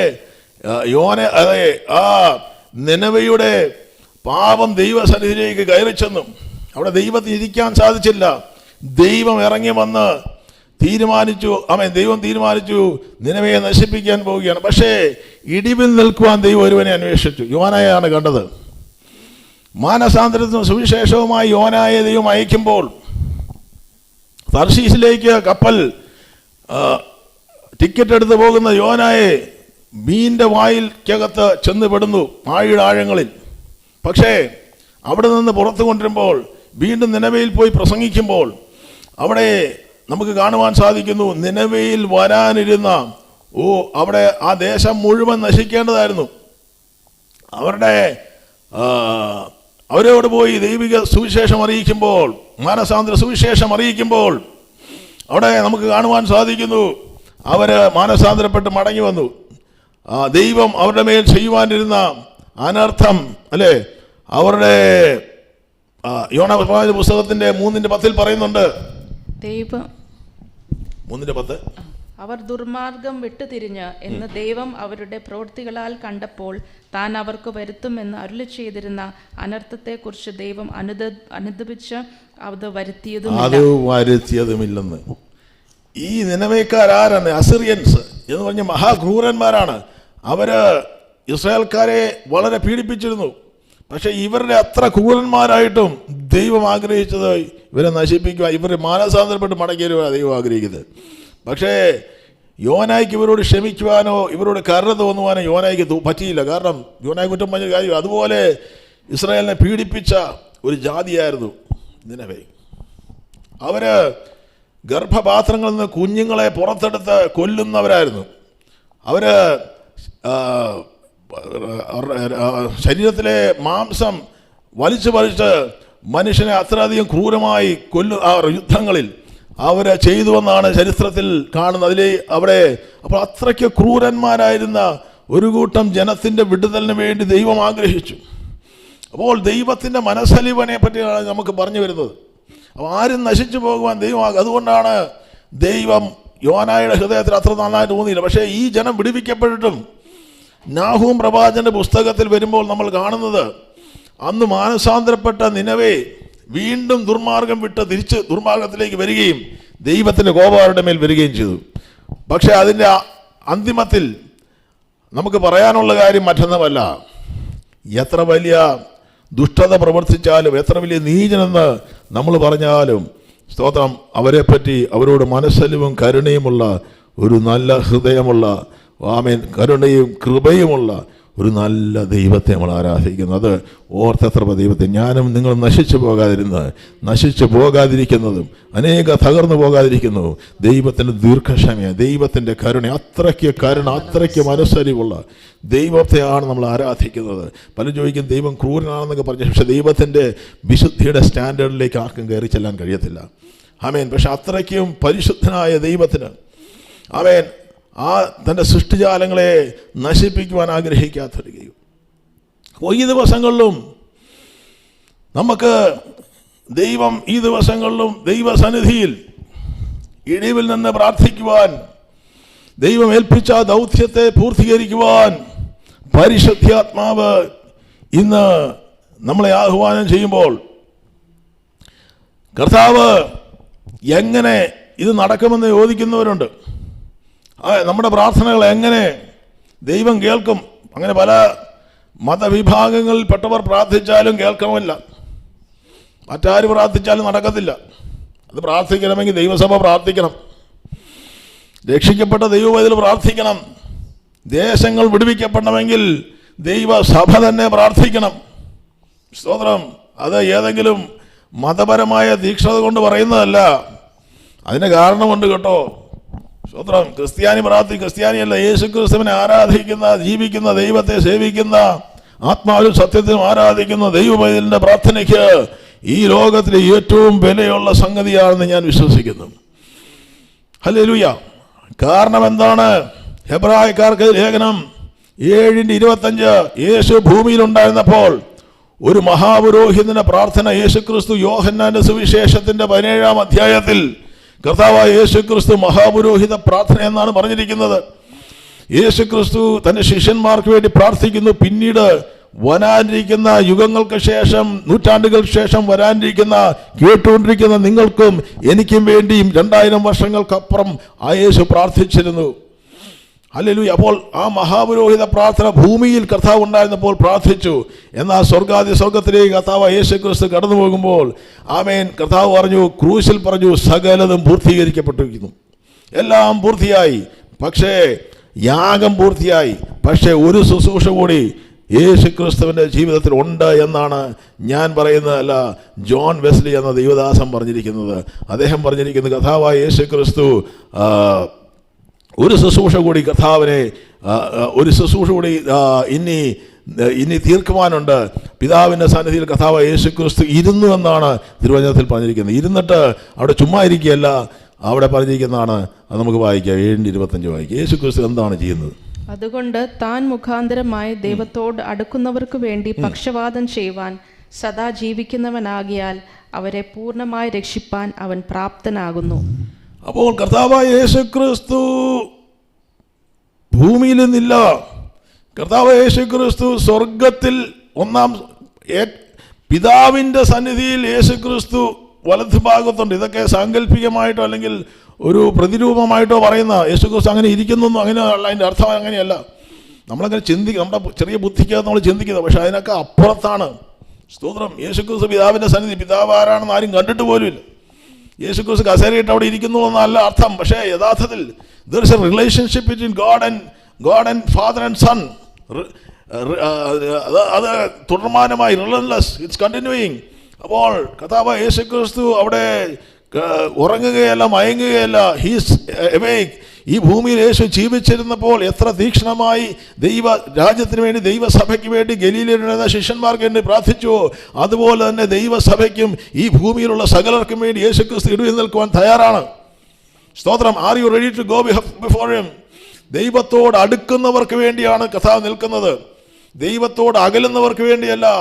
മാനസാന്തരപ്പെട്ട് മടങ്ങി വരാൻ തയ്യാറാകുന്ന എല്ലാ ജീവിതങ്ങൾക്ക് വേണ്ടിയും. എത്ര വലിയ കർണകഠോരമായ പാപങ്ങൾ ചെയ്തിട്ട് സ്തോത്രം, നിങ്ങൾ എത്ര വലിയ കൊലപാതകം ചെയ്ത വ്യക്തിയാണെങ്കിലും, എത്ര നീചമായ പ്രവൃത്തി ചെയ്ത വ്യക്തിയാണെങ്കിലും നിങ്ങൾക്ക് വേണ്ടി ഒരുവൻ പിതാവിൻ്റെ സന്നിധിയിൽ ഇടിവിൽ നിൽക്കുന്നു. സ്തോത്രം. ഏത് സമയത്ത് അവൻ അടുക്കലേക്ക് അടുത്തു വരാം. എന്തിനാണ് യേശുവോട് ഇരിക്കുന്നത്? സ്വർഗത്തിൻ്റെ സന്തോഷം അനുഭവിക്കുവാനല്ല, മാത്രമല്ല അവിടെ പക്ഷപാതം ചെയ്യുവാൻ. അവൻ മരിച്ചിട്ടില്ല, അവൻ മരിച്ചു, ഉയർത്തെഴുന്നേറ്റു, അവൻ സദാ ജീവിക്കുന്നു. അതെ, അവരെ പൂർണ്ണമായിട്ടും രക്ഷിപ്പാൻ കഴിയുന്ന ഒരുവൻ യേശു മാത്രമേ. കാരണം അവർക്ക് വേണ്ടി സ്വന്തം ചുടുചോര കൊടുത്തവൻ യേശുക്രിസ്തുവിൻ്റെ മറ്റൊരു പുണ്യാളന്മാരുമല്ല, ആമേൻ, മറ്റാരുമല്ല. ആ ചുടുചോര സ്വന്തം രക്തം കൊടുത്ത ഒരുവനുണ്ടെങ്കിൽ യേശു മാത്രമേ ഉള്ളൂ. യേശുക്രിസ്തു പിതാവിൻ്റെ സന്നിധിയിലേക്ക് കയറി ചെല്ലുമ്പോൾ പരിപാവനമായ രക്തവുമായിട്ടാണ് കടന്നു ചെല്ലുന്നതെന്ന് തിരുവചനത്തിൽ പറയുന്നു. നമ്മൾ മരിച്ചാൽ നമുക്ക് ഈ ഭൂമിയിൽ നിന്ന് ഒന്നും കൊണ്ടുപോകാൻ പറ്റത്തില്ലെന്ന് നമുക്കറിയാം. ഇട്ട ഷർട്ട് കൊണ്ടുപോകാൻ പറ്റത്തില്ല, എസ്റ്റേറ്റും കൊണ്ടുപോകാൻ പറ്റത്തില്ല, ബാങ്ക് ബാലൻസും കൊണ്ടുപോകാൻ പറ്റത്തില്ല, സൗന്ദര്യം ഒന്നും കൊണ്ടുപോകാൻ പറ്റത്തില്ല. ഹല്ലേലൂയ. പക്ഷേ യേശു കൊണ്ടുപോയി കേട്ടോ. യേശു രക്തവുമായിട്ട് പോയി. സ്തോത്രം. അതും ഒരു പക്ഷേ ആ രക്തം അങ്ങനെ കൊണ്ടുപോയോ എന്ന് എനിക്കറിയത്തില്ല. സ്വർഗത്തിലേക്ക് ഭൂമിയിൽ ഒന്നും കയറ്റിക്കൊണ്ട് പോകാൻ കഴിയത്തില്ല. പക്ഷേ യേശുക്ക് സ്വന്തം ചുടുചോരയുമായി പിതാവിൻ്റെ സന്നിധിയിലേക്ക് കയറി ചെന്നു. സ്വർഗത്തിൽ ആ രക്തം കാണിച്ചു എന്ന് അവൻ മറ്റു രീതിയിൽ നമുക്ക് വേണമെങ്കിൽ പറയാം. ഹല്ലേലൂയ. ഞാൻ യാഗം കഴിച്ചു, ദൈവജനത്തിന് വേണ്ടി, വിടുതലിന് വേണ്ടി, അവരുടെ പാപക്ഷമയ്ക്ക് വേണ്ടി ഒരു പരിപൂർണമായ സമ്പൂർണമായ യാഗം ഞാൻ കഴിച്ചു. ആ രക്തം സ്വർഗത്തിലുള്ളത് കൊണ്ട് ആ രക്തം മരിക്കത്തില്ല. Still alive. ആ രക്തം ആബേലിൻ്റെ രക്തത്തെക്കാളും ഗുണകരമായി 1000 കോടി ആമേൻ സ്തോത്രം അധികമായി അതെന്തും സംസാരിക്കുന്നു. പ്രതികാരത്തിന് വേണ്ടിയല്ല ദൈവമേ, ആ രക്തം ഇന്ന് നമുക്ക് വേണ്ടി സംസാരിക്കുന്നത്. ആമേൻ നീതിക്ക് വേണ്ടി കരയുന്ന രക്തമുണ്ട്. ആമേൻ കർത്താവിനരികിലേക്ക് അടുത്ത് വരുന്ന ഏത് വ്യക്തിയെയും നിത്യനാശത്തിൽ നിന്ന് വീണ്ടെടുക്കുവാൻ കഴിയുന്നവരൊന്നുണ്ടെങ്കിൽ ആ ന്യായാസനമാണ്. അതിനാണ് അതിന് പറഞ്ഞിരിക്കുന്നത്, it's A mercy seat of God. ആമേൻ ആണ്ടിലൊരിക്കൽ മാത്രം പുരോഹിതൻ കയറി ചെല്ലുന്ന മൂന്നാം തിരശീലകൾക്ക് പിന്നിലേക്ക് കയറി ചെല്ലുന്നിടത്തേക്ക് യേശുക്രിസ്തു പിതാവിൻ്റെ സന്നിധിയിലേക്ക് കയറിപ്പോയെന്ന് തിരുവചനം നമ്മളെ ഓർമ്മിപ്പിക്കുമ്പോൾ അവിടെ പറയുന്നു, അവിടെ അവിടെ ഒരു അതിലേക്ക് ഞാൻ പോകുന്നില്ല. അതെ, അതിവിശുദ്ധ സ്ഥലത്തൊരു കൃപാസനമുണ്ട്. നമുക്ക് കൃപ പ്രാപിക്കുവാൻ രക്ഷ കൃപയിലൂടെയാണ്. അത് ഞാൻ കൂടുതൽ പറയുന്നില്ല. ദൈവത്തിൻ്റെ കരുണയിലൂടെ മാത്രമല്ല, ദൈവത്തിൻ്റെ കൃപയിലൂടെയാണ് രക്ഷ വരുന്നത്. കരുണയ്ക്ക് ലിമിറ്റ്സ് ഉണ്ട്, പക്ഷെ കൃപയ്ക്ക് ലിമിറ്റില്ല. ഒരു വിധത്തും ഞാൻ നിങ്ങൾ അർഹിക്കാൻ കഴിയാത്തത് കാര്യങ്ങൾ കൊണ്ട് തരുന്നതാണ് കൃപ. യാതൊരു വിധത്തിലും ചിന്തിച്ചാൽ എനിക്കും നിങ്ങൾക്കും അർഹമല്ലാത്തത് എൻ്റെ ജീവിതത്തിൽ ലഭിക്കുന്നതാണ് ദൈവകൃപ. സ്തോത്രം. അത് ദൈവം തന്നു. അത് തിരിച്ചറിയുവാൻ ആത്മീയ കണ്ണുകളെ ദൈവം പ്രകാശിപ്പിക്കട്ടെ.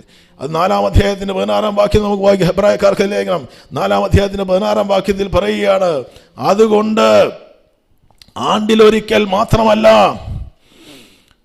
ആ ഒരു ചോരത്തളി ആണ്ടിലൊരിക്കലല്ല, അല്ലെങ്കിൽ പാപം ചെയ്യുമ്പോൾ മാത്രം രക്തം തളിക്കേണ്ട ആവശ്യമില്ല. അപ്പോൾ അതുകൊണ്ട് കരുണ ലഭിക്കുവാനും കൃപ പ്രാപിപ്പാനുമായി ധൈര്യത്തോടെ കൃപാസനത്തിൻ്റെ അടുക്കിലേക്ക് യേശുക്രിസ്തുവിൻ്റെ കൃപാസനം ആമേൻ ഉണ്ട്. ഇവിടെ മറ്റൊരു കൃപാസനവുമല്ല, മറ്റൊരു കൃപാസനമല്ല, യേശുക്രിസ്തുവിൻ്റെ സന്നിധാനത്തിലേക്ക്. അവിടെ ഏത് സമയത്തും അവിടെ കരുണയുണ്ട്, അവിടെ യേശുവിന് നൽകുന്ന കൃപയുണ്ട്. എന്ന് പറഞ്ഞാൽ ഇതുവരെ പാപം ചെയ്യാത്തതൊക്കെ ആ പാപത്തെ മറക്കുകയല്ല, കഴുകി വിശുദ്ധീകരിച്ച് ദൈവസന്നിധിയിൽ ഒരു പുതിയ വ്യക്തിയാക്കി മാറ്റാൻ കഴിയുന്ന ആ യേശു നമുക്ക് വേണ്ടി മഹാപുരോഹിതനുണ്ട്. പക്ഷെ മറ്റൊരു കാര്യം നമ്മൾ തിരിച്ചറിയണം കേട്ടോ. എന്താണത്? യേശുക്രിസ്തു ഭൂമിയിലേക്ക് മടങ്ങി വരാൻ പോവുകയാണ്. യേശുക്രിസ്തു മടങ്ങി വരുന്ന സമയം വരെ ഈ കൃപാസനമുണ്ട്. സ്തോത്രം. പിന്നെയുള്ളത് ന്യായാസനമായിരിക്കും. പിന്നെ അവിടെ കരുണയോടെ നോക്കുന്ന യേശുവിനെ അല്ല നമ്മൾ കാണുന്നത്, ന്യായത്തോടെ ആമേൻ വിധിക്കുന്നൊരു ദൈവത്തെ. സകല പാപങ്ങൾക്കും സകല അകൃത്യങ്ങൾക്കും ന്യായവിധിയുണ്ട് യേശുവിന് മുമ്പ്. യേശു തന്നെയായിരിക്കും ന്യായം വിധിക്കുന്നത്. ഇന്ന് യേശു അഡ്വക്കേറ്റ് ആണെങ്കിൽ ഹല്ലേലൂയ കർത്താവ്, നമ്മൾ പിന്നീട് കാണുന്ന യേശു ന്യായാധിപനായിട്ടാണ് വെളിപ്പെടുന്നത്, വക്കീലാണ് എന്ന് പറയുന്നത്. പക്ഷെ അന്ന് അവിടെ കരുണയില്ല. ഇന്ന് കരുണയുണ്ട്. അതുപോലെ ഏത് സമയത്തും നിങ്ങൾ എത്ര വലിയ പാപിയാണ്, എത്ര വലിയ ദോഷിയാണെങ്കിലും ഇന്ന് you can come before him. പിന്മാറ്റക്കാരനാണെങ്കിൽ നിങ്ങൾക്ക് മടങ്ങി വരാം.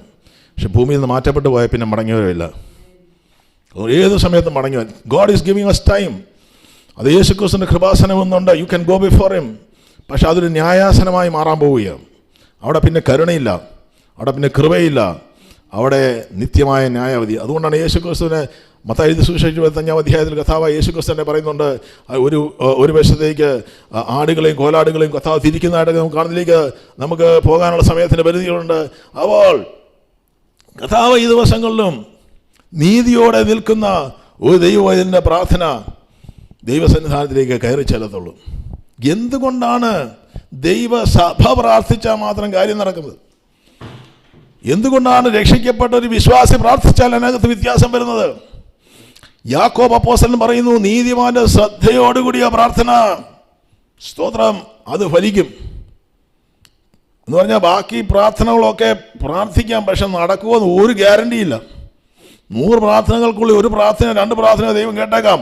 പക്ഷെ നീതിയോടെ ദൈവസന്നിധിയിൽ രക്ഷിക്കപ്പെട്ട് യേശുക്രിസ്തുവിനെ രക്ഷിതാവും കർത്താവുമായി സ്വീകരിച്ച് ഹല്ലേലൂയ ആ ദൈവ വഴിയിൽ നടക്കുന്ന ഒരു ദൈവവൈദ്യന്റെ പ്രാർത്ഥന ഫലിക്കും. സ്തോത്രം, ഒറ്റ പ്രാർത്ഥന പോലും വൃഥാവാകത്തില്ലെന്ന് ഞാൻ വെറുതെ പറയുന്നതല്ല. സ്തോത്രം, ഞാൻ ഒരുപാട് പ്രാർത്ഥിച്ച വ്യക്തിയാണ്. കർത്താവിനെ അറിയുന്നതിന് ഒരുപാട് പ്രാർത്ഥിച്ചു. മിക്കവാറും ഒരു പ്രാർത്ഥന എനിക്ക് മറുപടി കിട്ടിയില്ല. പക്ഷേ യേശുക്രിസ്തു അറിഞ്ഞറിഞ്ഞ് അടുത്ത് വരുന്തോറും എനിക്കൊരു കാര്യം മനസ്സിലായി, പ്രാർത്ഥനകൾക്ക് ഫലിക്കുന്നുണ്ട്, പ്രാർത്ഥനകൾക്ക് ഉത്തരം വരും. ചെറുതും വലുതുമായ കർത്താവിന്റെ സന്നിധിയിൽ യഥാർത്ഥത്തിൽ ദൈവനീതിയോടെ നിന്നുകൊണ്ട് പ്രാർത്ഥിക്കുന്ന ഒറ്റ പ്രാർത്ഥന പോലും വൃഥാവാകത്തില്ല. പ്രാർത്ഥനയുടെ ശക്തി നിങ്ങൾ തിരിച്ചറിയണം. ഹല്ലേലൂയ. അതുകൊണ്ട് യഹോവ ദുഷ്ടന്മാരോട് അകന്നിരിക്കുന്നു, നീതിമാന്മാരുടെ പ്രാർത്ഥന ദൈവം കേൾക്കുന്നു. അതേ, ഇടിവിൽ നിന്ന് പ്രാർത്ഥിക്കുവാൻ ഒരു മോശ 32-ാം അധ്യായം ഡ്യൂട്രോണമി ആവർത്തന പുസ്തകത്തിൽ ദൈവം പറയുന്നുണ്ട് മോശയോട്, ഇവരെ പുറത്തു വിടുന്ന മോശയ്ക്ക് മുമ്പിൽ മോശയെ അവർ തള്ളിപ്പറയുന്നുണ്ട്. മോശ കല്ലെറിയാൻ പോകുന്ന ഭാഗത്ത് ദൈവം അവനകത്ത് ഇടപെടുന്ന ദൈവം പറയുന്നുണ്ട്, മോശയെ, ഞാൻ ഒരു നിമിഷം കൊണ്ട് ഞാൻ ഇവരെ ഉന്മൂലനം ചെയ്യാൻ പോവുകയാണ്. പുറപ്പാട് പുസ്തകത്തിന് 30 അതിൻ്റെ അവിടെ പറയുന്നു, മോശെ, ഞാൻ ഒരു നിമിഷം കൊണ്ട് ഞാൻ ഈ ജനത്തെ നശിപ്പിക്കട്ടെ എന്ന് മോശയോട് പറയുന്നുണ്ട്. മോശെ, ഞാൻ നിന്നെ ഒരു ജാതിയാക്കാൻ പോവുകയാണ്. ഈ ജനത്തെ മാറ്റിയിട്ട് അബ്രഹാമിൻ്റെ സന്തതി എന്നുള്ള പേര് മാറ്റി മോശയുടെ സന്തതി എന്നുള്ള പേര് ഞാൻ കൊടുക്കാൻ പോവാം. പക്ഷെ മോശ ഇടിവിൽ നിന്ന് അവിടെ വീണ് കിടന്ന് ദൈവസന്നിധി പറയുകയാണ്, വേണ്ട ദൈവമേ, ഇവരെ നീ നശിപ്പിക്കരുത്, എനിക്ക് പേര് വേണ്ട, പ്രശസ്തി വേണ്ട, പെരുമ വേണ്ട, ഹല്ലേലൂയ, ബട്ട് നിന്റെ പേര് ആമേൻ അപകീർത്തിപ്പെടുവാൻ ഇടയാകരുത്, ജാതികളിൽ ദൈവത്തിന് ആമേൻ നാമം ദൂഷിക്കപ്പെടുവാൻ ഇടയാകരുത്, ഈ ജനത്തെ അവിടുന്ന് വിടുവിക്കണം. ആ പ്രാർത്ഥന കേട്ടതുകൊണ്ടാണ് ഇന്നും ഇസ്രായേൽ നിലനിൽക്കുന്നത്. സ്തോത്രം. ഇന്ന് പറഞ്ഞാൽ, മറ്റൊരു രീതിയിൽ പറഞ്ഞാൽ, ആ പേരിൽ നിൽക്കുന്നത്. സ്തോത്രം. അത്ര വലിയ സൗഭാഗ്യം പോലും വിട്ടുകളയുവാൻ തയ്യാറായി നിൽക്കുന്ന ചില മോശമായ ദൈവത്തിന് ആവശ്യമുണ്ട്. ജനത്തിന് വേണ്ടി ഇടിവ് നിൽക്കാൻ കഴിയുന്ന ആട്ടിടയന്മാരെ ദൈവത്തിന് ആവശ്യമുണ്ട്. ഹല്ലേലൂയ. അവിടെ മറ്റൊരു ഭാഗത്ത് ഇടിവിൽ നിൽക്കുന്ന മോശയെ നമുക്ക് പല ഭാഗങ്ങൾ കാണാൻ സാധിക്കുന്നുണ്ട്. അവിടെ മോശ മറ്റൊരു ഭാഗത്ത് 40 ദിവസം ഞാൻ നിങ്ങൾക്ക് വേണ്ടി രാവും പകലും ഉപവസിച്ചുകൊണ്ട് ദൈവസന്നിധിയിൽ പ്രാർത്ഥിച്ചാണ് മോശ പറയുന്നുണ്ട്. അത് നമുക്ക് കാണുവാൻ സാധിക്കുന്നു. അതുപോലെ മോശ അമാലേക്കരുമായി യുദ്ധം ചെയ്യുമ്പോൾ നമ്മൾ മോശയെ കാണുന്നുണ്ട്. അവിടെ കാണുന്ന മോശ അമാലേക്കൻ്റെ അരികിലേക്ക് കടന്നു വരുമ്പോൾ നമുക്ക് കാണുവാൻ സാധിക്കുന്നുണ്ട്, കരങ്ങളിൽ മോശയുടെ കരം ഉയർന്ന് നിൽക്കുമ്പോഴൊക്കെയും എന്ത് സംഭവിക്കും? അമാലേക്ക് തോക്കുവാൻ തുടങ്ങും. മറ്റൊരു ഭാഗത്ത് ഡ്യൂട്രോണമി അതിൻ്റെ 25-9 വായിക്കുന്നില്ല, പറയുന്നു, യഹോവ നിങ്ങളെ നശിപ്പിക്കുമെന്ന് അരുളി ചെയ്തിരുന്നതുകൊണ്ട് ഞാൻ യഹോവയുടെ സന്നിധിയിൽ 40 രാവും 40 പകലും വീണ് കിടന്നു. ദൈവസന്നിധി വീണ് കിടക്കുകയാണ് മോശ എന്നാണ് ഇവിടെ പറഞ്ഞിരിക്കുന്നത്. മോശ എഴുതിയ സ്തോത്രം. എന്തൊരു ഹൃദയമായ ഈ വ്യക്തിക്ക്! എന്തുകൊണ്ടാണ് മോശ അത്രയും ദൈവം ഉയർത്തിയത്? എന്തുകൊണ്ടാണ് ദൈവം ജനരെ ഉയർത്തുന്നത്? എന്തുകൊണ്ടാണ് ദൈവം ചിലരെ മാനിക്കുന്നത്? അതിൻ്റെ ഹൃദയത്തിൻ്റെ വ്യത്യാസം കൊണ്ടാണെന്ന്. സ്തോത്രം. മറ്റൊരു ഭാഗത്ത് മോശയുടെ കരം ഉയരുമ്പോഴാണ് അമാലേക്ക് തോൽക്കുന്നതല്ലേ. അവിടെ അമാലേക്ക് ആ കരം താഴുമ്പോൾ അമാലേക്ക് തോക്കും. അപ്പം മോശയുടെ കരത്തെ പിടിച്ച് പൊക്കിക്കൊണ്ട് ഹൂരും അഹ്റോനും കൂടെ നിൽക്കുമ്പോൾ ഇവർക്ക് താഴെ യുദ്ധം ചെയ്യുന്നവൻ വിചാരിച്ച് അവൻ്റെ മിടുക്കൊണ്ടാണെന്ന്. അല്ല, പിന്നിൽ നിന്ന് പ്രാർത്ഥിക്കുന്ന ചിലരുണ്ട്, പിന്നിൽ നിന്ന് പ്രാർത്ഥിക്കുന്ന ചില ദൈവമക്കളുണ്ട്, പിന്നിൽ നിന്ന് പ്രാർത്ഥിക്കുന്ന ദൈവസഭയുണ്ട്. ഈ ഭൂമി നശിച്ചു പോകാതിരിക്കുന്നതിന് കാരണം, ഈ ഭൂമി ദൈവത്തിന് കോപം ഇറങ്ങി വരാതിരിക്കുന്ന കാരണം ആരുടെയും മേന്മയോ ശ്രേഷ്ഠതയല്ല, അതിൻ്റെ പിന്നിൽ ദൈവസഭ പ്രാർത്ഥിക്കുന്നുണ്ട്. തിരിച്ചറിയുക. സ്തോത്രം. ഹല്ലേലൂയ. ആരും കാണുന്നില്ല, പക്ഷേ കാണുന്നൊരു ദൈവമുണ്ട്. മുറി അടച്ചിരുന്ന് പ്രാർത്ഥിക്കുന്ന, അറകളിൽ ഇരുന്ന് പ്രാർത്ഥിക്കുന്ന ഒരു കൂട്ടം ജനത്തെ മാനിക്കുന്നൊരു ദൈവമുണ്ട്. ആത്മാവിൽ പ്രാർത്ഥിപ്പാൻ തയ്യാറാകും. സ്വർഗത്തിൽ യേശുക്രിസ്തു നമുക്ക് വേണ്ടി ഇരുവിൽ നിന്ന് പ്രാർത്ഥിക്കുമ്പോൾ എങ്ങനെ പ്രാർത്ഥിക്കണമെന്ന് അറിയാതിരിക്കുമ്പോൾ മോശയ്ക്കും ദാനിയേലിനും കേവലം ദാവീദിനും ശമൂവേലിനും അല്ലെങ്കിൽ എണ്ണപ്പെട്ട കയ്യിലെണ്ണാവുന്ന ചിലർക്ക് മാത്രം ഒരു യെസക്കിയേൽ പ്രവാചകൻ, ഒരു നെഹമ്യ പ്രവാചകനെയും ഒക്കെ നമ്മൾ കാണുമ്പോൾ രാപ്പകൽ ഇടിവിൽ നിന്ന് ജനത്തിന് വേണ്ടി പ്രാർത്ഥിക്കുന്ന അവൻ ഉപവാസത്തോടെ പ്രാർത്ഥിക്കുന്ന ഒരു കൂട്ടം പ്രവാചകന്മാരുള്ളപ്പോൾ ഇന്ന് ദൈവസഭയെ മുഴുവൻ God has called us to be royal priesthood. അവിടെ രാജാക്കന്മാരാക്കി തലയെ കിരീടം വെച്ചുകൊണ്ടിരിക്കാൻ മാത്രമല്ല, സ്തോത്രം, പുരോഹിതന്മാരാക്കി ദൈവം വിളിച്ചിരിക്കുന്നു. വാട്ട് ഈസ് ദ പൗരോഹിത്യം? പൗരോഹിത്യം എന്താണ്? ജനത്തിന്റെ ഇടിവിൽ നിന്ന് പ്രാർത്ഥിക്കുന്നവനാണ് പുരോഹിതൻ. സ്തോത്രം, മണിമാളികയിൽ മൺമേടകൾ ഇരുന്ന് സുഖിക്കുന്നവനല്ല പുരോഹിതൻ. പുരോഹിതൻ ജനത്തിന് വേണ്ടി ഇടിവിൽ നിന്ന് ദൈവത്തിന്റെ സന്നിധിയിൽ അവൻ നടുവിൽ നിന്നുകൊണ്ട് ദൈവമേ ജനത്തെ വിടുവിക്കണമേ എന്ന് കരയുന്നവനാണെന്ന് യോവേൽ പ്രവാചകന്റെ പുസ്തകം പറയുകയാണ്. വസ്ത്രങ്ങളല്ല കീറേണ്ട, ഹൃദയങ്ങളെ കീറി ദൈവസന്നിധിയിലേക്ക് മടങ്ങി വരുമ്പോൾ ദൈവം ജനത്തിന് വേണ്ടി അനുദപിച്ച്, സ്തോത്രം, ദൈവം മടങ്ങി വരും.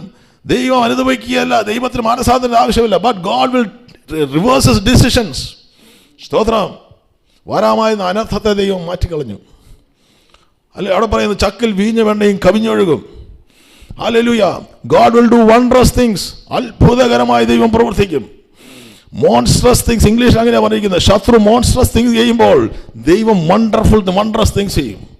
ശത്രു എന്തെല്ലാം അപഹരിച്ചുകൊണ്ടായാലും ഈ ദിവസങ്ങൾ മടക്കിക്കൊണ്ടുവരാൻ കഴിയുന്ന ദൈവത്തെ ആരാധിക്കുന്ന വിശ്വസിക്കുന്ന വിശ്വാസത്തെ പ്രാർത്ഥിക്കാത്ത എല്ലാം മടങ്ങി വരവുണ്ട് കേട്ടോ.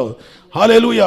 ഇയ്യോബിനോട് ചോദിച്ചാൽ ഇയ്യോബ് പറയും, എനിക്ക് കഷ്ടം വന്നപ്പോൾ കൂടെ നിൽക്കാൻ പ്രാർത്ഥിക്കാൻ ആരുമില്ലായിരുന്നു, കുറ്റം പറയാൻ ഒരുപാട് പേരുണ്ടായിരുന്നു, ഭാര്യ ഉൾപ്പെടെ അവസാനം മടുത്തു. പക്ഷേ അവിടെയും ആരെയും കുറ്റം വിധിക്കാതിരിക്കുന്ന ഇയ്യോബ് അവസാനമായപ്പോൾ ആരും കൂടെ പ്രാർത്ഥിക്കാൻ ഇയ്യോബ് നിന്നപ്പോൾ ദൈവം ഒരു ഘട്ടം, പരീക്ഷണത്തിൻ്റെ ഘട്ടം കഴിഞ്ഞപ്പോൾ ദൈവം പറയും, ഇയ്യോബേ, നിന്നെ കുറ്റം വിധിച്ചവർക്ക് വേണ്ടി നീ പ്രാർത്ഥിച്ചില്ലെങ്കിൽ ഇവൻ്റെ കാര്യം വളരെ ബുദ്ധിമുട്ടാകും. അതുകൊണ്ട് നിന്നെ കുറ്റം വിധിച്ച, നിന്നെ നിന്ദിച്ച, നിന്നെ മുറിവേൽപ്പിച്ചവർക്ക് വേണ്ടി നീ പ്രാർത്ഥിക്കാൻ തയ്യാറാകുക. അവിടെ പറയുന്നത് ഇയ്യോബ് പ്രാർത്ഥിച്ചപ്പോൾ ഇയ്യോബിൻ്റെ സ്ഥിതിക്ക് ആദ്യം മാറ്റം വന്നു. പിന്നെ ദേശത്തിൻ്റെ സ്ഥിതിക്ക്, വ്യക്തികളുടെ ജീവിതങ്ങളിൽ മാറ്റം വന്നു. ഹല്ലേലൂയ. കഷ്ടത്തിലൂടെയാണ്, ദുഃഖത്തിൽ നിങ്ങളെ പരീക്ഷണങ്ങളിലൂടെയാണ്. നിങ്ങളെ കുത്തി മുറിവേൽപ്പിക്കുന്ന ചുറ്റുമുണ്ടോ? നിങ്ങൾ നിന്ദിക്കുന്നവരുണ്ടോ? നിങ്ങൾക്ക് വേണ്ടി പ്രാർത്ഥിക്കാൻ ആരുമില്ലേ? പക്ഷെ അറിയുന്ന ഒരു ദൈവമുണ്ട്. ഒരു ദൈവസന്നിധാനത്തിൽ കർത്താവായ യേശുക്രിസ്തു ഉണ്ട്. He knows everything about. അഗ്നി ജ്വാലയ്ക്കൊത്ത കള്ളുന്ന മുൻപിൽ ഒന്നും മറവായി നിൽക്കുന്നില്ല. ഇന്ന് പ്രാർത്ഥിക്കുവാൻ കഴിയാത്തവരുണ്ടെങ്കിൽ ദൈവസഭയുടെ മേൽ ദൈവം കൃപ കൊടുത്തിട്ടുണ്ട്. നമ്മൾ മുമ്പ് പറഞ്ഞതുപോലെ രോഗിയെ കരം വയ്ക്കുമ്പോൾ സൗഖ്യമാകണം നിർബന്ധമൊന്നുമില്ല. എല്ലാവർക്കും അങ്ങനെ ഉണ്ടാകണമെന്നില്ല. വിശ്വാസം വേണം, അതിൻ്റെതായ വിശ്വാസവും കൃപയും വേണം. അത്ഭുതങ്ങൾ ചെയ്യുവാൻ ദൈവം എല്ലാവരെയും കണ്ടിട്ടില്ല. പക്ഷേ ഇഴിവിൽ നിന്ന് പ്രാർത്ഥിക്കാൻ സകലരെയും ദൈവം കണ്ടിട്ടുണ്ട്. കാരണം റോമർക്ക് ലേഖനം 8-ാം അധ്യായത്തിൻ്റെ 26-ാം വാക്യത്തിൽ ദൈവത്തിൻ്റെ ആത്മാവിനെ ദൈവം സകല ജഡത്തിൻ്റെ മേലും പകർന്നു. സകല ജഡമല്ല, രക്ഷിക്കപ്പെട്ട എല്ലാവരുടെ മേലും ദൈവത്തിൻ്റെ പരിശുദ്ധാത്മാവിനെ ദൈവം തന്നിട്ടുണ്ട്. ഈ പരിശുദ്ധാത്മാവ് വന്നിരിക്കുന്നത് അന്യഭാഷ പറയാൻ മാത്രമല്ല, പരിശുദ്ധാത്മാവ് വന്നിരിക്കുന്നത് തുള്ളിച്ചാടി ആരാധിക്കുവാൻ മാത്രമല്ല, പരിശുദ്ധാത്മാവ് വന്നിരിക്കുന്ന ഭൂതങ്ങളെ പുറത്താക്കുവാൻ വേണ്ടി മാത്രമല്ല, പരിശുദ്ധാത്മാവ് വന്നിരിക്കുന്നത് നീതിയെക്കുറിച്ചും ന്യായവിധിയെക്കുറിച്ചും ആ പാപത്തെക്കുറിച്ചുമുള്ള ബോധ്യം തരുവാനാണ്. പിന്നെ വന്നിരിക്കുന്ന കാര്യം നമുക്കൊന്ന് വായിക്കാം. അവണ്ണം തന്നെ ആത്മാവ് നമ്മുടെ ബലഹീനതയ്ക്ക് തുണ നിൽക്കുന്നു.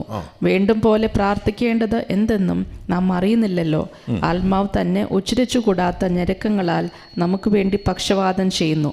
അതെ, ആത്മാവ് തന്നെ എങ്ങനെ പ്രാർത്ഥിക്കാന്ന് അറിയത്തില്ല, പക്ഷേ ആർക്ക് വേണ്ടി പ്രാർത്ഥിക്കാന്ന് അറിയത്തില്ല. പക്ഷേ ആത്മാവിൽ പ്രാർത്ഥിക്കാൻ തുടങ്ങുമ്പോൾ ദേശങ്ങൾക്ക് വേണ്ടി പ്രാർത്ഥിക്കാൻ നിങ്ങൾ തുടങ്ങും. അതിൻ്റെ ഒരുപാട് എക്സാമ്പിൾസ് നമുക്ക് പറയാൻ സാധിക്കും. കഴിഞ്ഞ ദിവസം ഒരു വ്യക്തി പറഞ്ഞു,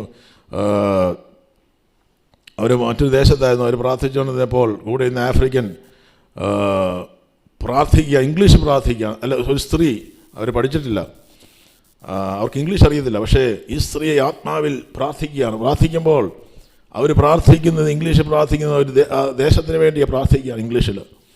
അപ്പോൾ ആത്മാവിൽ നിവേശിതമായി അവർ പ്രാർത്ഥിക്കുമ്പോൾ, ഇത് കെട്ടുകഥയല്ല, ഇതിനാരും കളിയാക്കുവാൻ വേണ്ടിയല്ല, ഇത് പല കാര്യങ്ങൾ നമുക്ക് അതിലേക്ക് ഞാൻ പോകുന്നില്ല. പക്ഷേ പരിശുദ്ധാത്മാവിൽ പ്രാർത്ഥിക്കാൻ തുടങ്ങുമ്പോൾ, പരിശുദ്ധാത്മാവിൽ നടത്തിപ്പുള്ള പ്രാർത്ഥന, ആമേൻ, നമ്മൾ പ്രാർത്ഥിക്കാൻ ബലഹീനതയ്ക്ക് തുറന്നു.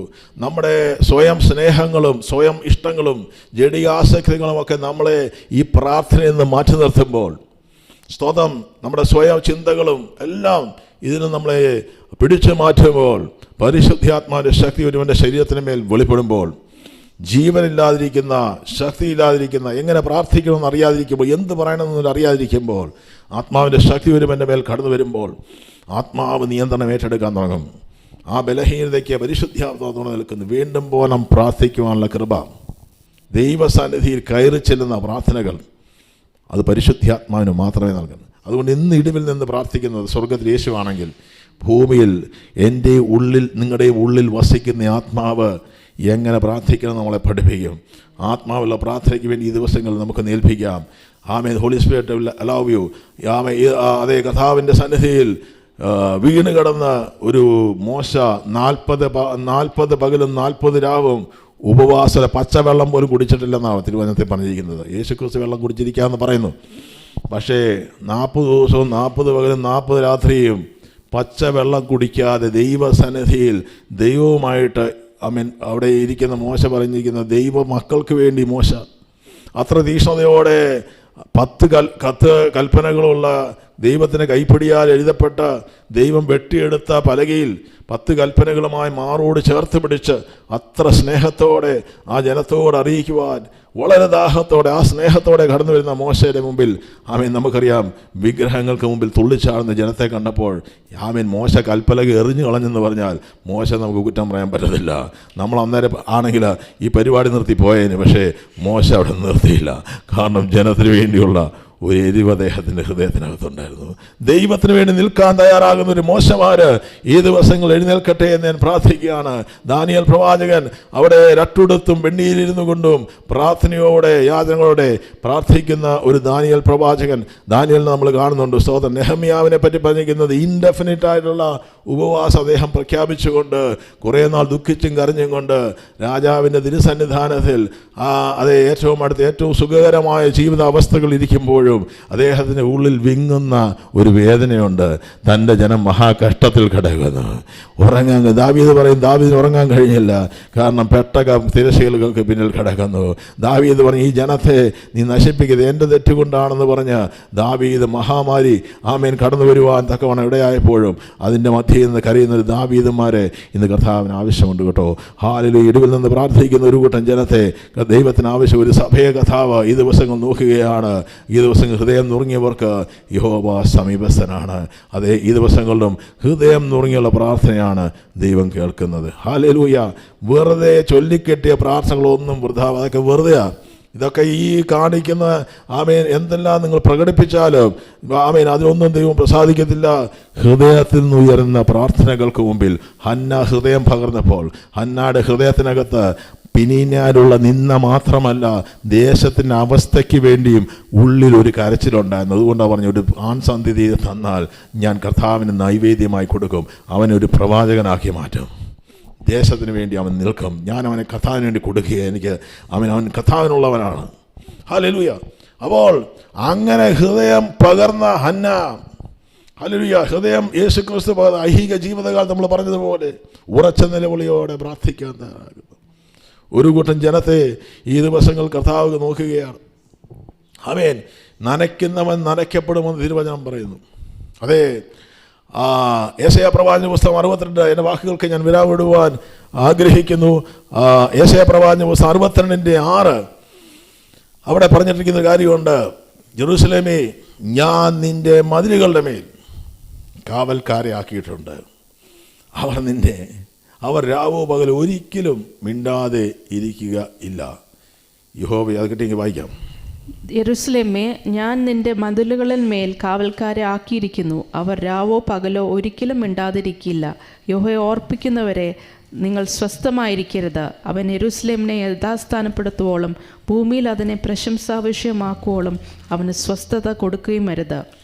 അതെ, ദൈവത്തിൻ്റെ വചനത്തിൽ പറയുകയാണ്. അതിൻ്റെ 6-ാം വാക്യത്തിൽ 66 പറയുന്നു, യഹോവയെ ഓർപ്പിക്കുന്നത് സ്വസ്ഥമായിരിക്കരുത്. അപ്പോൾ മറ്റൊരു രീതിയിൽ ഞാൻ വിശ്വസിക്കുന്നത്, ഇടിവിൽ നിന്ന് പ്രാർത്ഥിക്കുന്നതിന് വേണ്ടി ഇടിവിൽ നിന്ന് പ്രാർത്ഥിക്കുവാൻ ദൈവം ജനത്തെ ഒരുക്കും.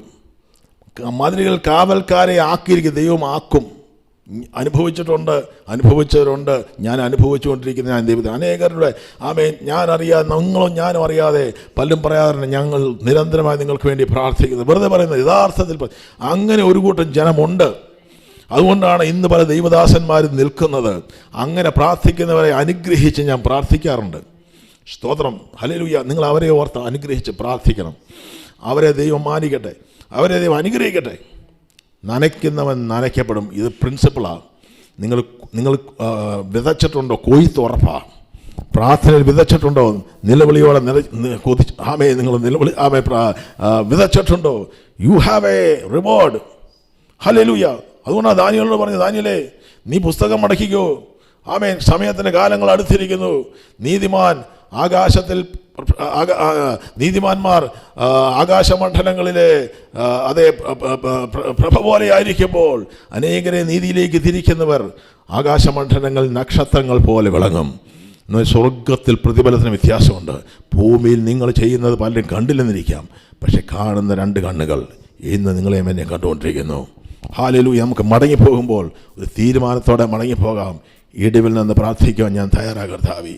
ഹല്ലേലൂയ. അവിടെ യേശുക്രിസ്തുവിനെ പറ്റി പറഞ്ഞിരിക്കുന്നത്, അവൻ യെശയ്യാപ്രവാചകൻ 59:3-12 പറഞ്ഞിരിക്കും, അവന് മഹാന്മാരോടുകൂടെ ഓഹരി കൊടുക്കും, ബലവാന്മാരോടുകൂടെ അവൻ കൊള്ള പങ്കിടും.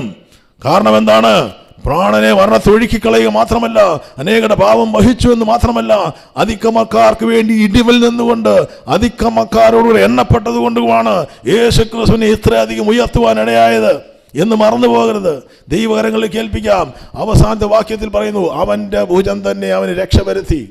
ഹല്ലേലൂയ. അവിടെ കർത്താവായ യേശുക്രിസ്തുവിൻ്റെ കരം നമുക്ക് വേണ്ടി കാൽവരി ക്രൂശിൽ ഏൽപ്പിച്ചു കൊടുക്കുമ്പോൾ ആരും ഇടിവിൽ നിന്ന് പ്രാർത്ഥിക്കുവാൻ, ആർക്കും ഈ ലോകത്തിന് രക്ഷ തരുവാൻ കഴിയത്തില്ല എന്ന് ദൈവം കണ്ടപ്പോൾ സ്വന്തം പുത്രനെ ഭൂമിയിലേക്ക് അയക്കുകയാണ്. ഹല്ലേലൂയ. സ്തോത്രം. ഒരു പ്രവാചകന്മാർക്കോ ഒരു പുരോഹിതന്മാർക്കോ ഒരു മാനുഷിക പ്രവൃത്തികൾക്കോ മാനവരാശിക്ക് രക്ഷ കൊടുക്കുവാൻ കഴിയത്തില്ല എന്ന് തിരിച്ചറിഞ്ഞ സ്വർഗത്തിലെ പിതാവ് തൻ്റെ ജഡാവതാരമായി ഭൂമിയിൽ വെളിപ്പെട്ടുകൊണ്ട് രണ്ട് കൈകളും ആണിപ്പാട് അതേ ക്രൂശിൽ ഏൽപ്പിച്ചു കൊടുക്കുമ്പോൾ ആ കരങ്ങൾ അടിക്കപ്പെട്ട ആണി ഈ ദിവസങ്ങൾ അവിടെ ഏൽപ്പിച്ചു കൊടുത്ത ആ കരം ഇന്ന് നമ്മളെ വിടുവിക്കുവാൻ വേണ്ടി അതൊന്നും മറന്നു പോകരുത്. ആ കരം ഈ ദിവസങ്ങളിലും നമുക്ക് വേണ്ടി ദൈവസന്നിധിയിലുണ്ട്.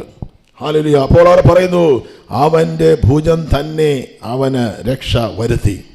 അതെ, അതുകൊണ്ട് ഈ ദിവസങ്ങളിലും കർത്താവ് നമുക്ക് എല്ലാം 6 ദിവസവും ഭൂമിയിലെ എല്ലാ പ്രവൃത്തികളും സൃഷ്ടിജാലങ്ങളെല്ലാം സൃഷ്ടിച്ചതിന് ശേഷം പിതാവായ ദൈവം സ്വസ്ഥമായി ഇരുന്നുവെന്ന് തൻ്റെ ചെയ്ത പ്രവൃത്തികളൊക്കെയും ചെയ്തതിനു ശേഷം സ്വന്തം 7-ാം ദിവസം നിവൃത്തനായി എന്ന് പറയുമ്പോൾ കർത്താവ് യേശു ക്രൂശിൽ നമുക്ക് വേണ്ടി ചെയ്യാവുന്നത് മുഴുവൻ ചെയ്തു.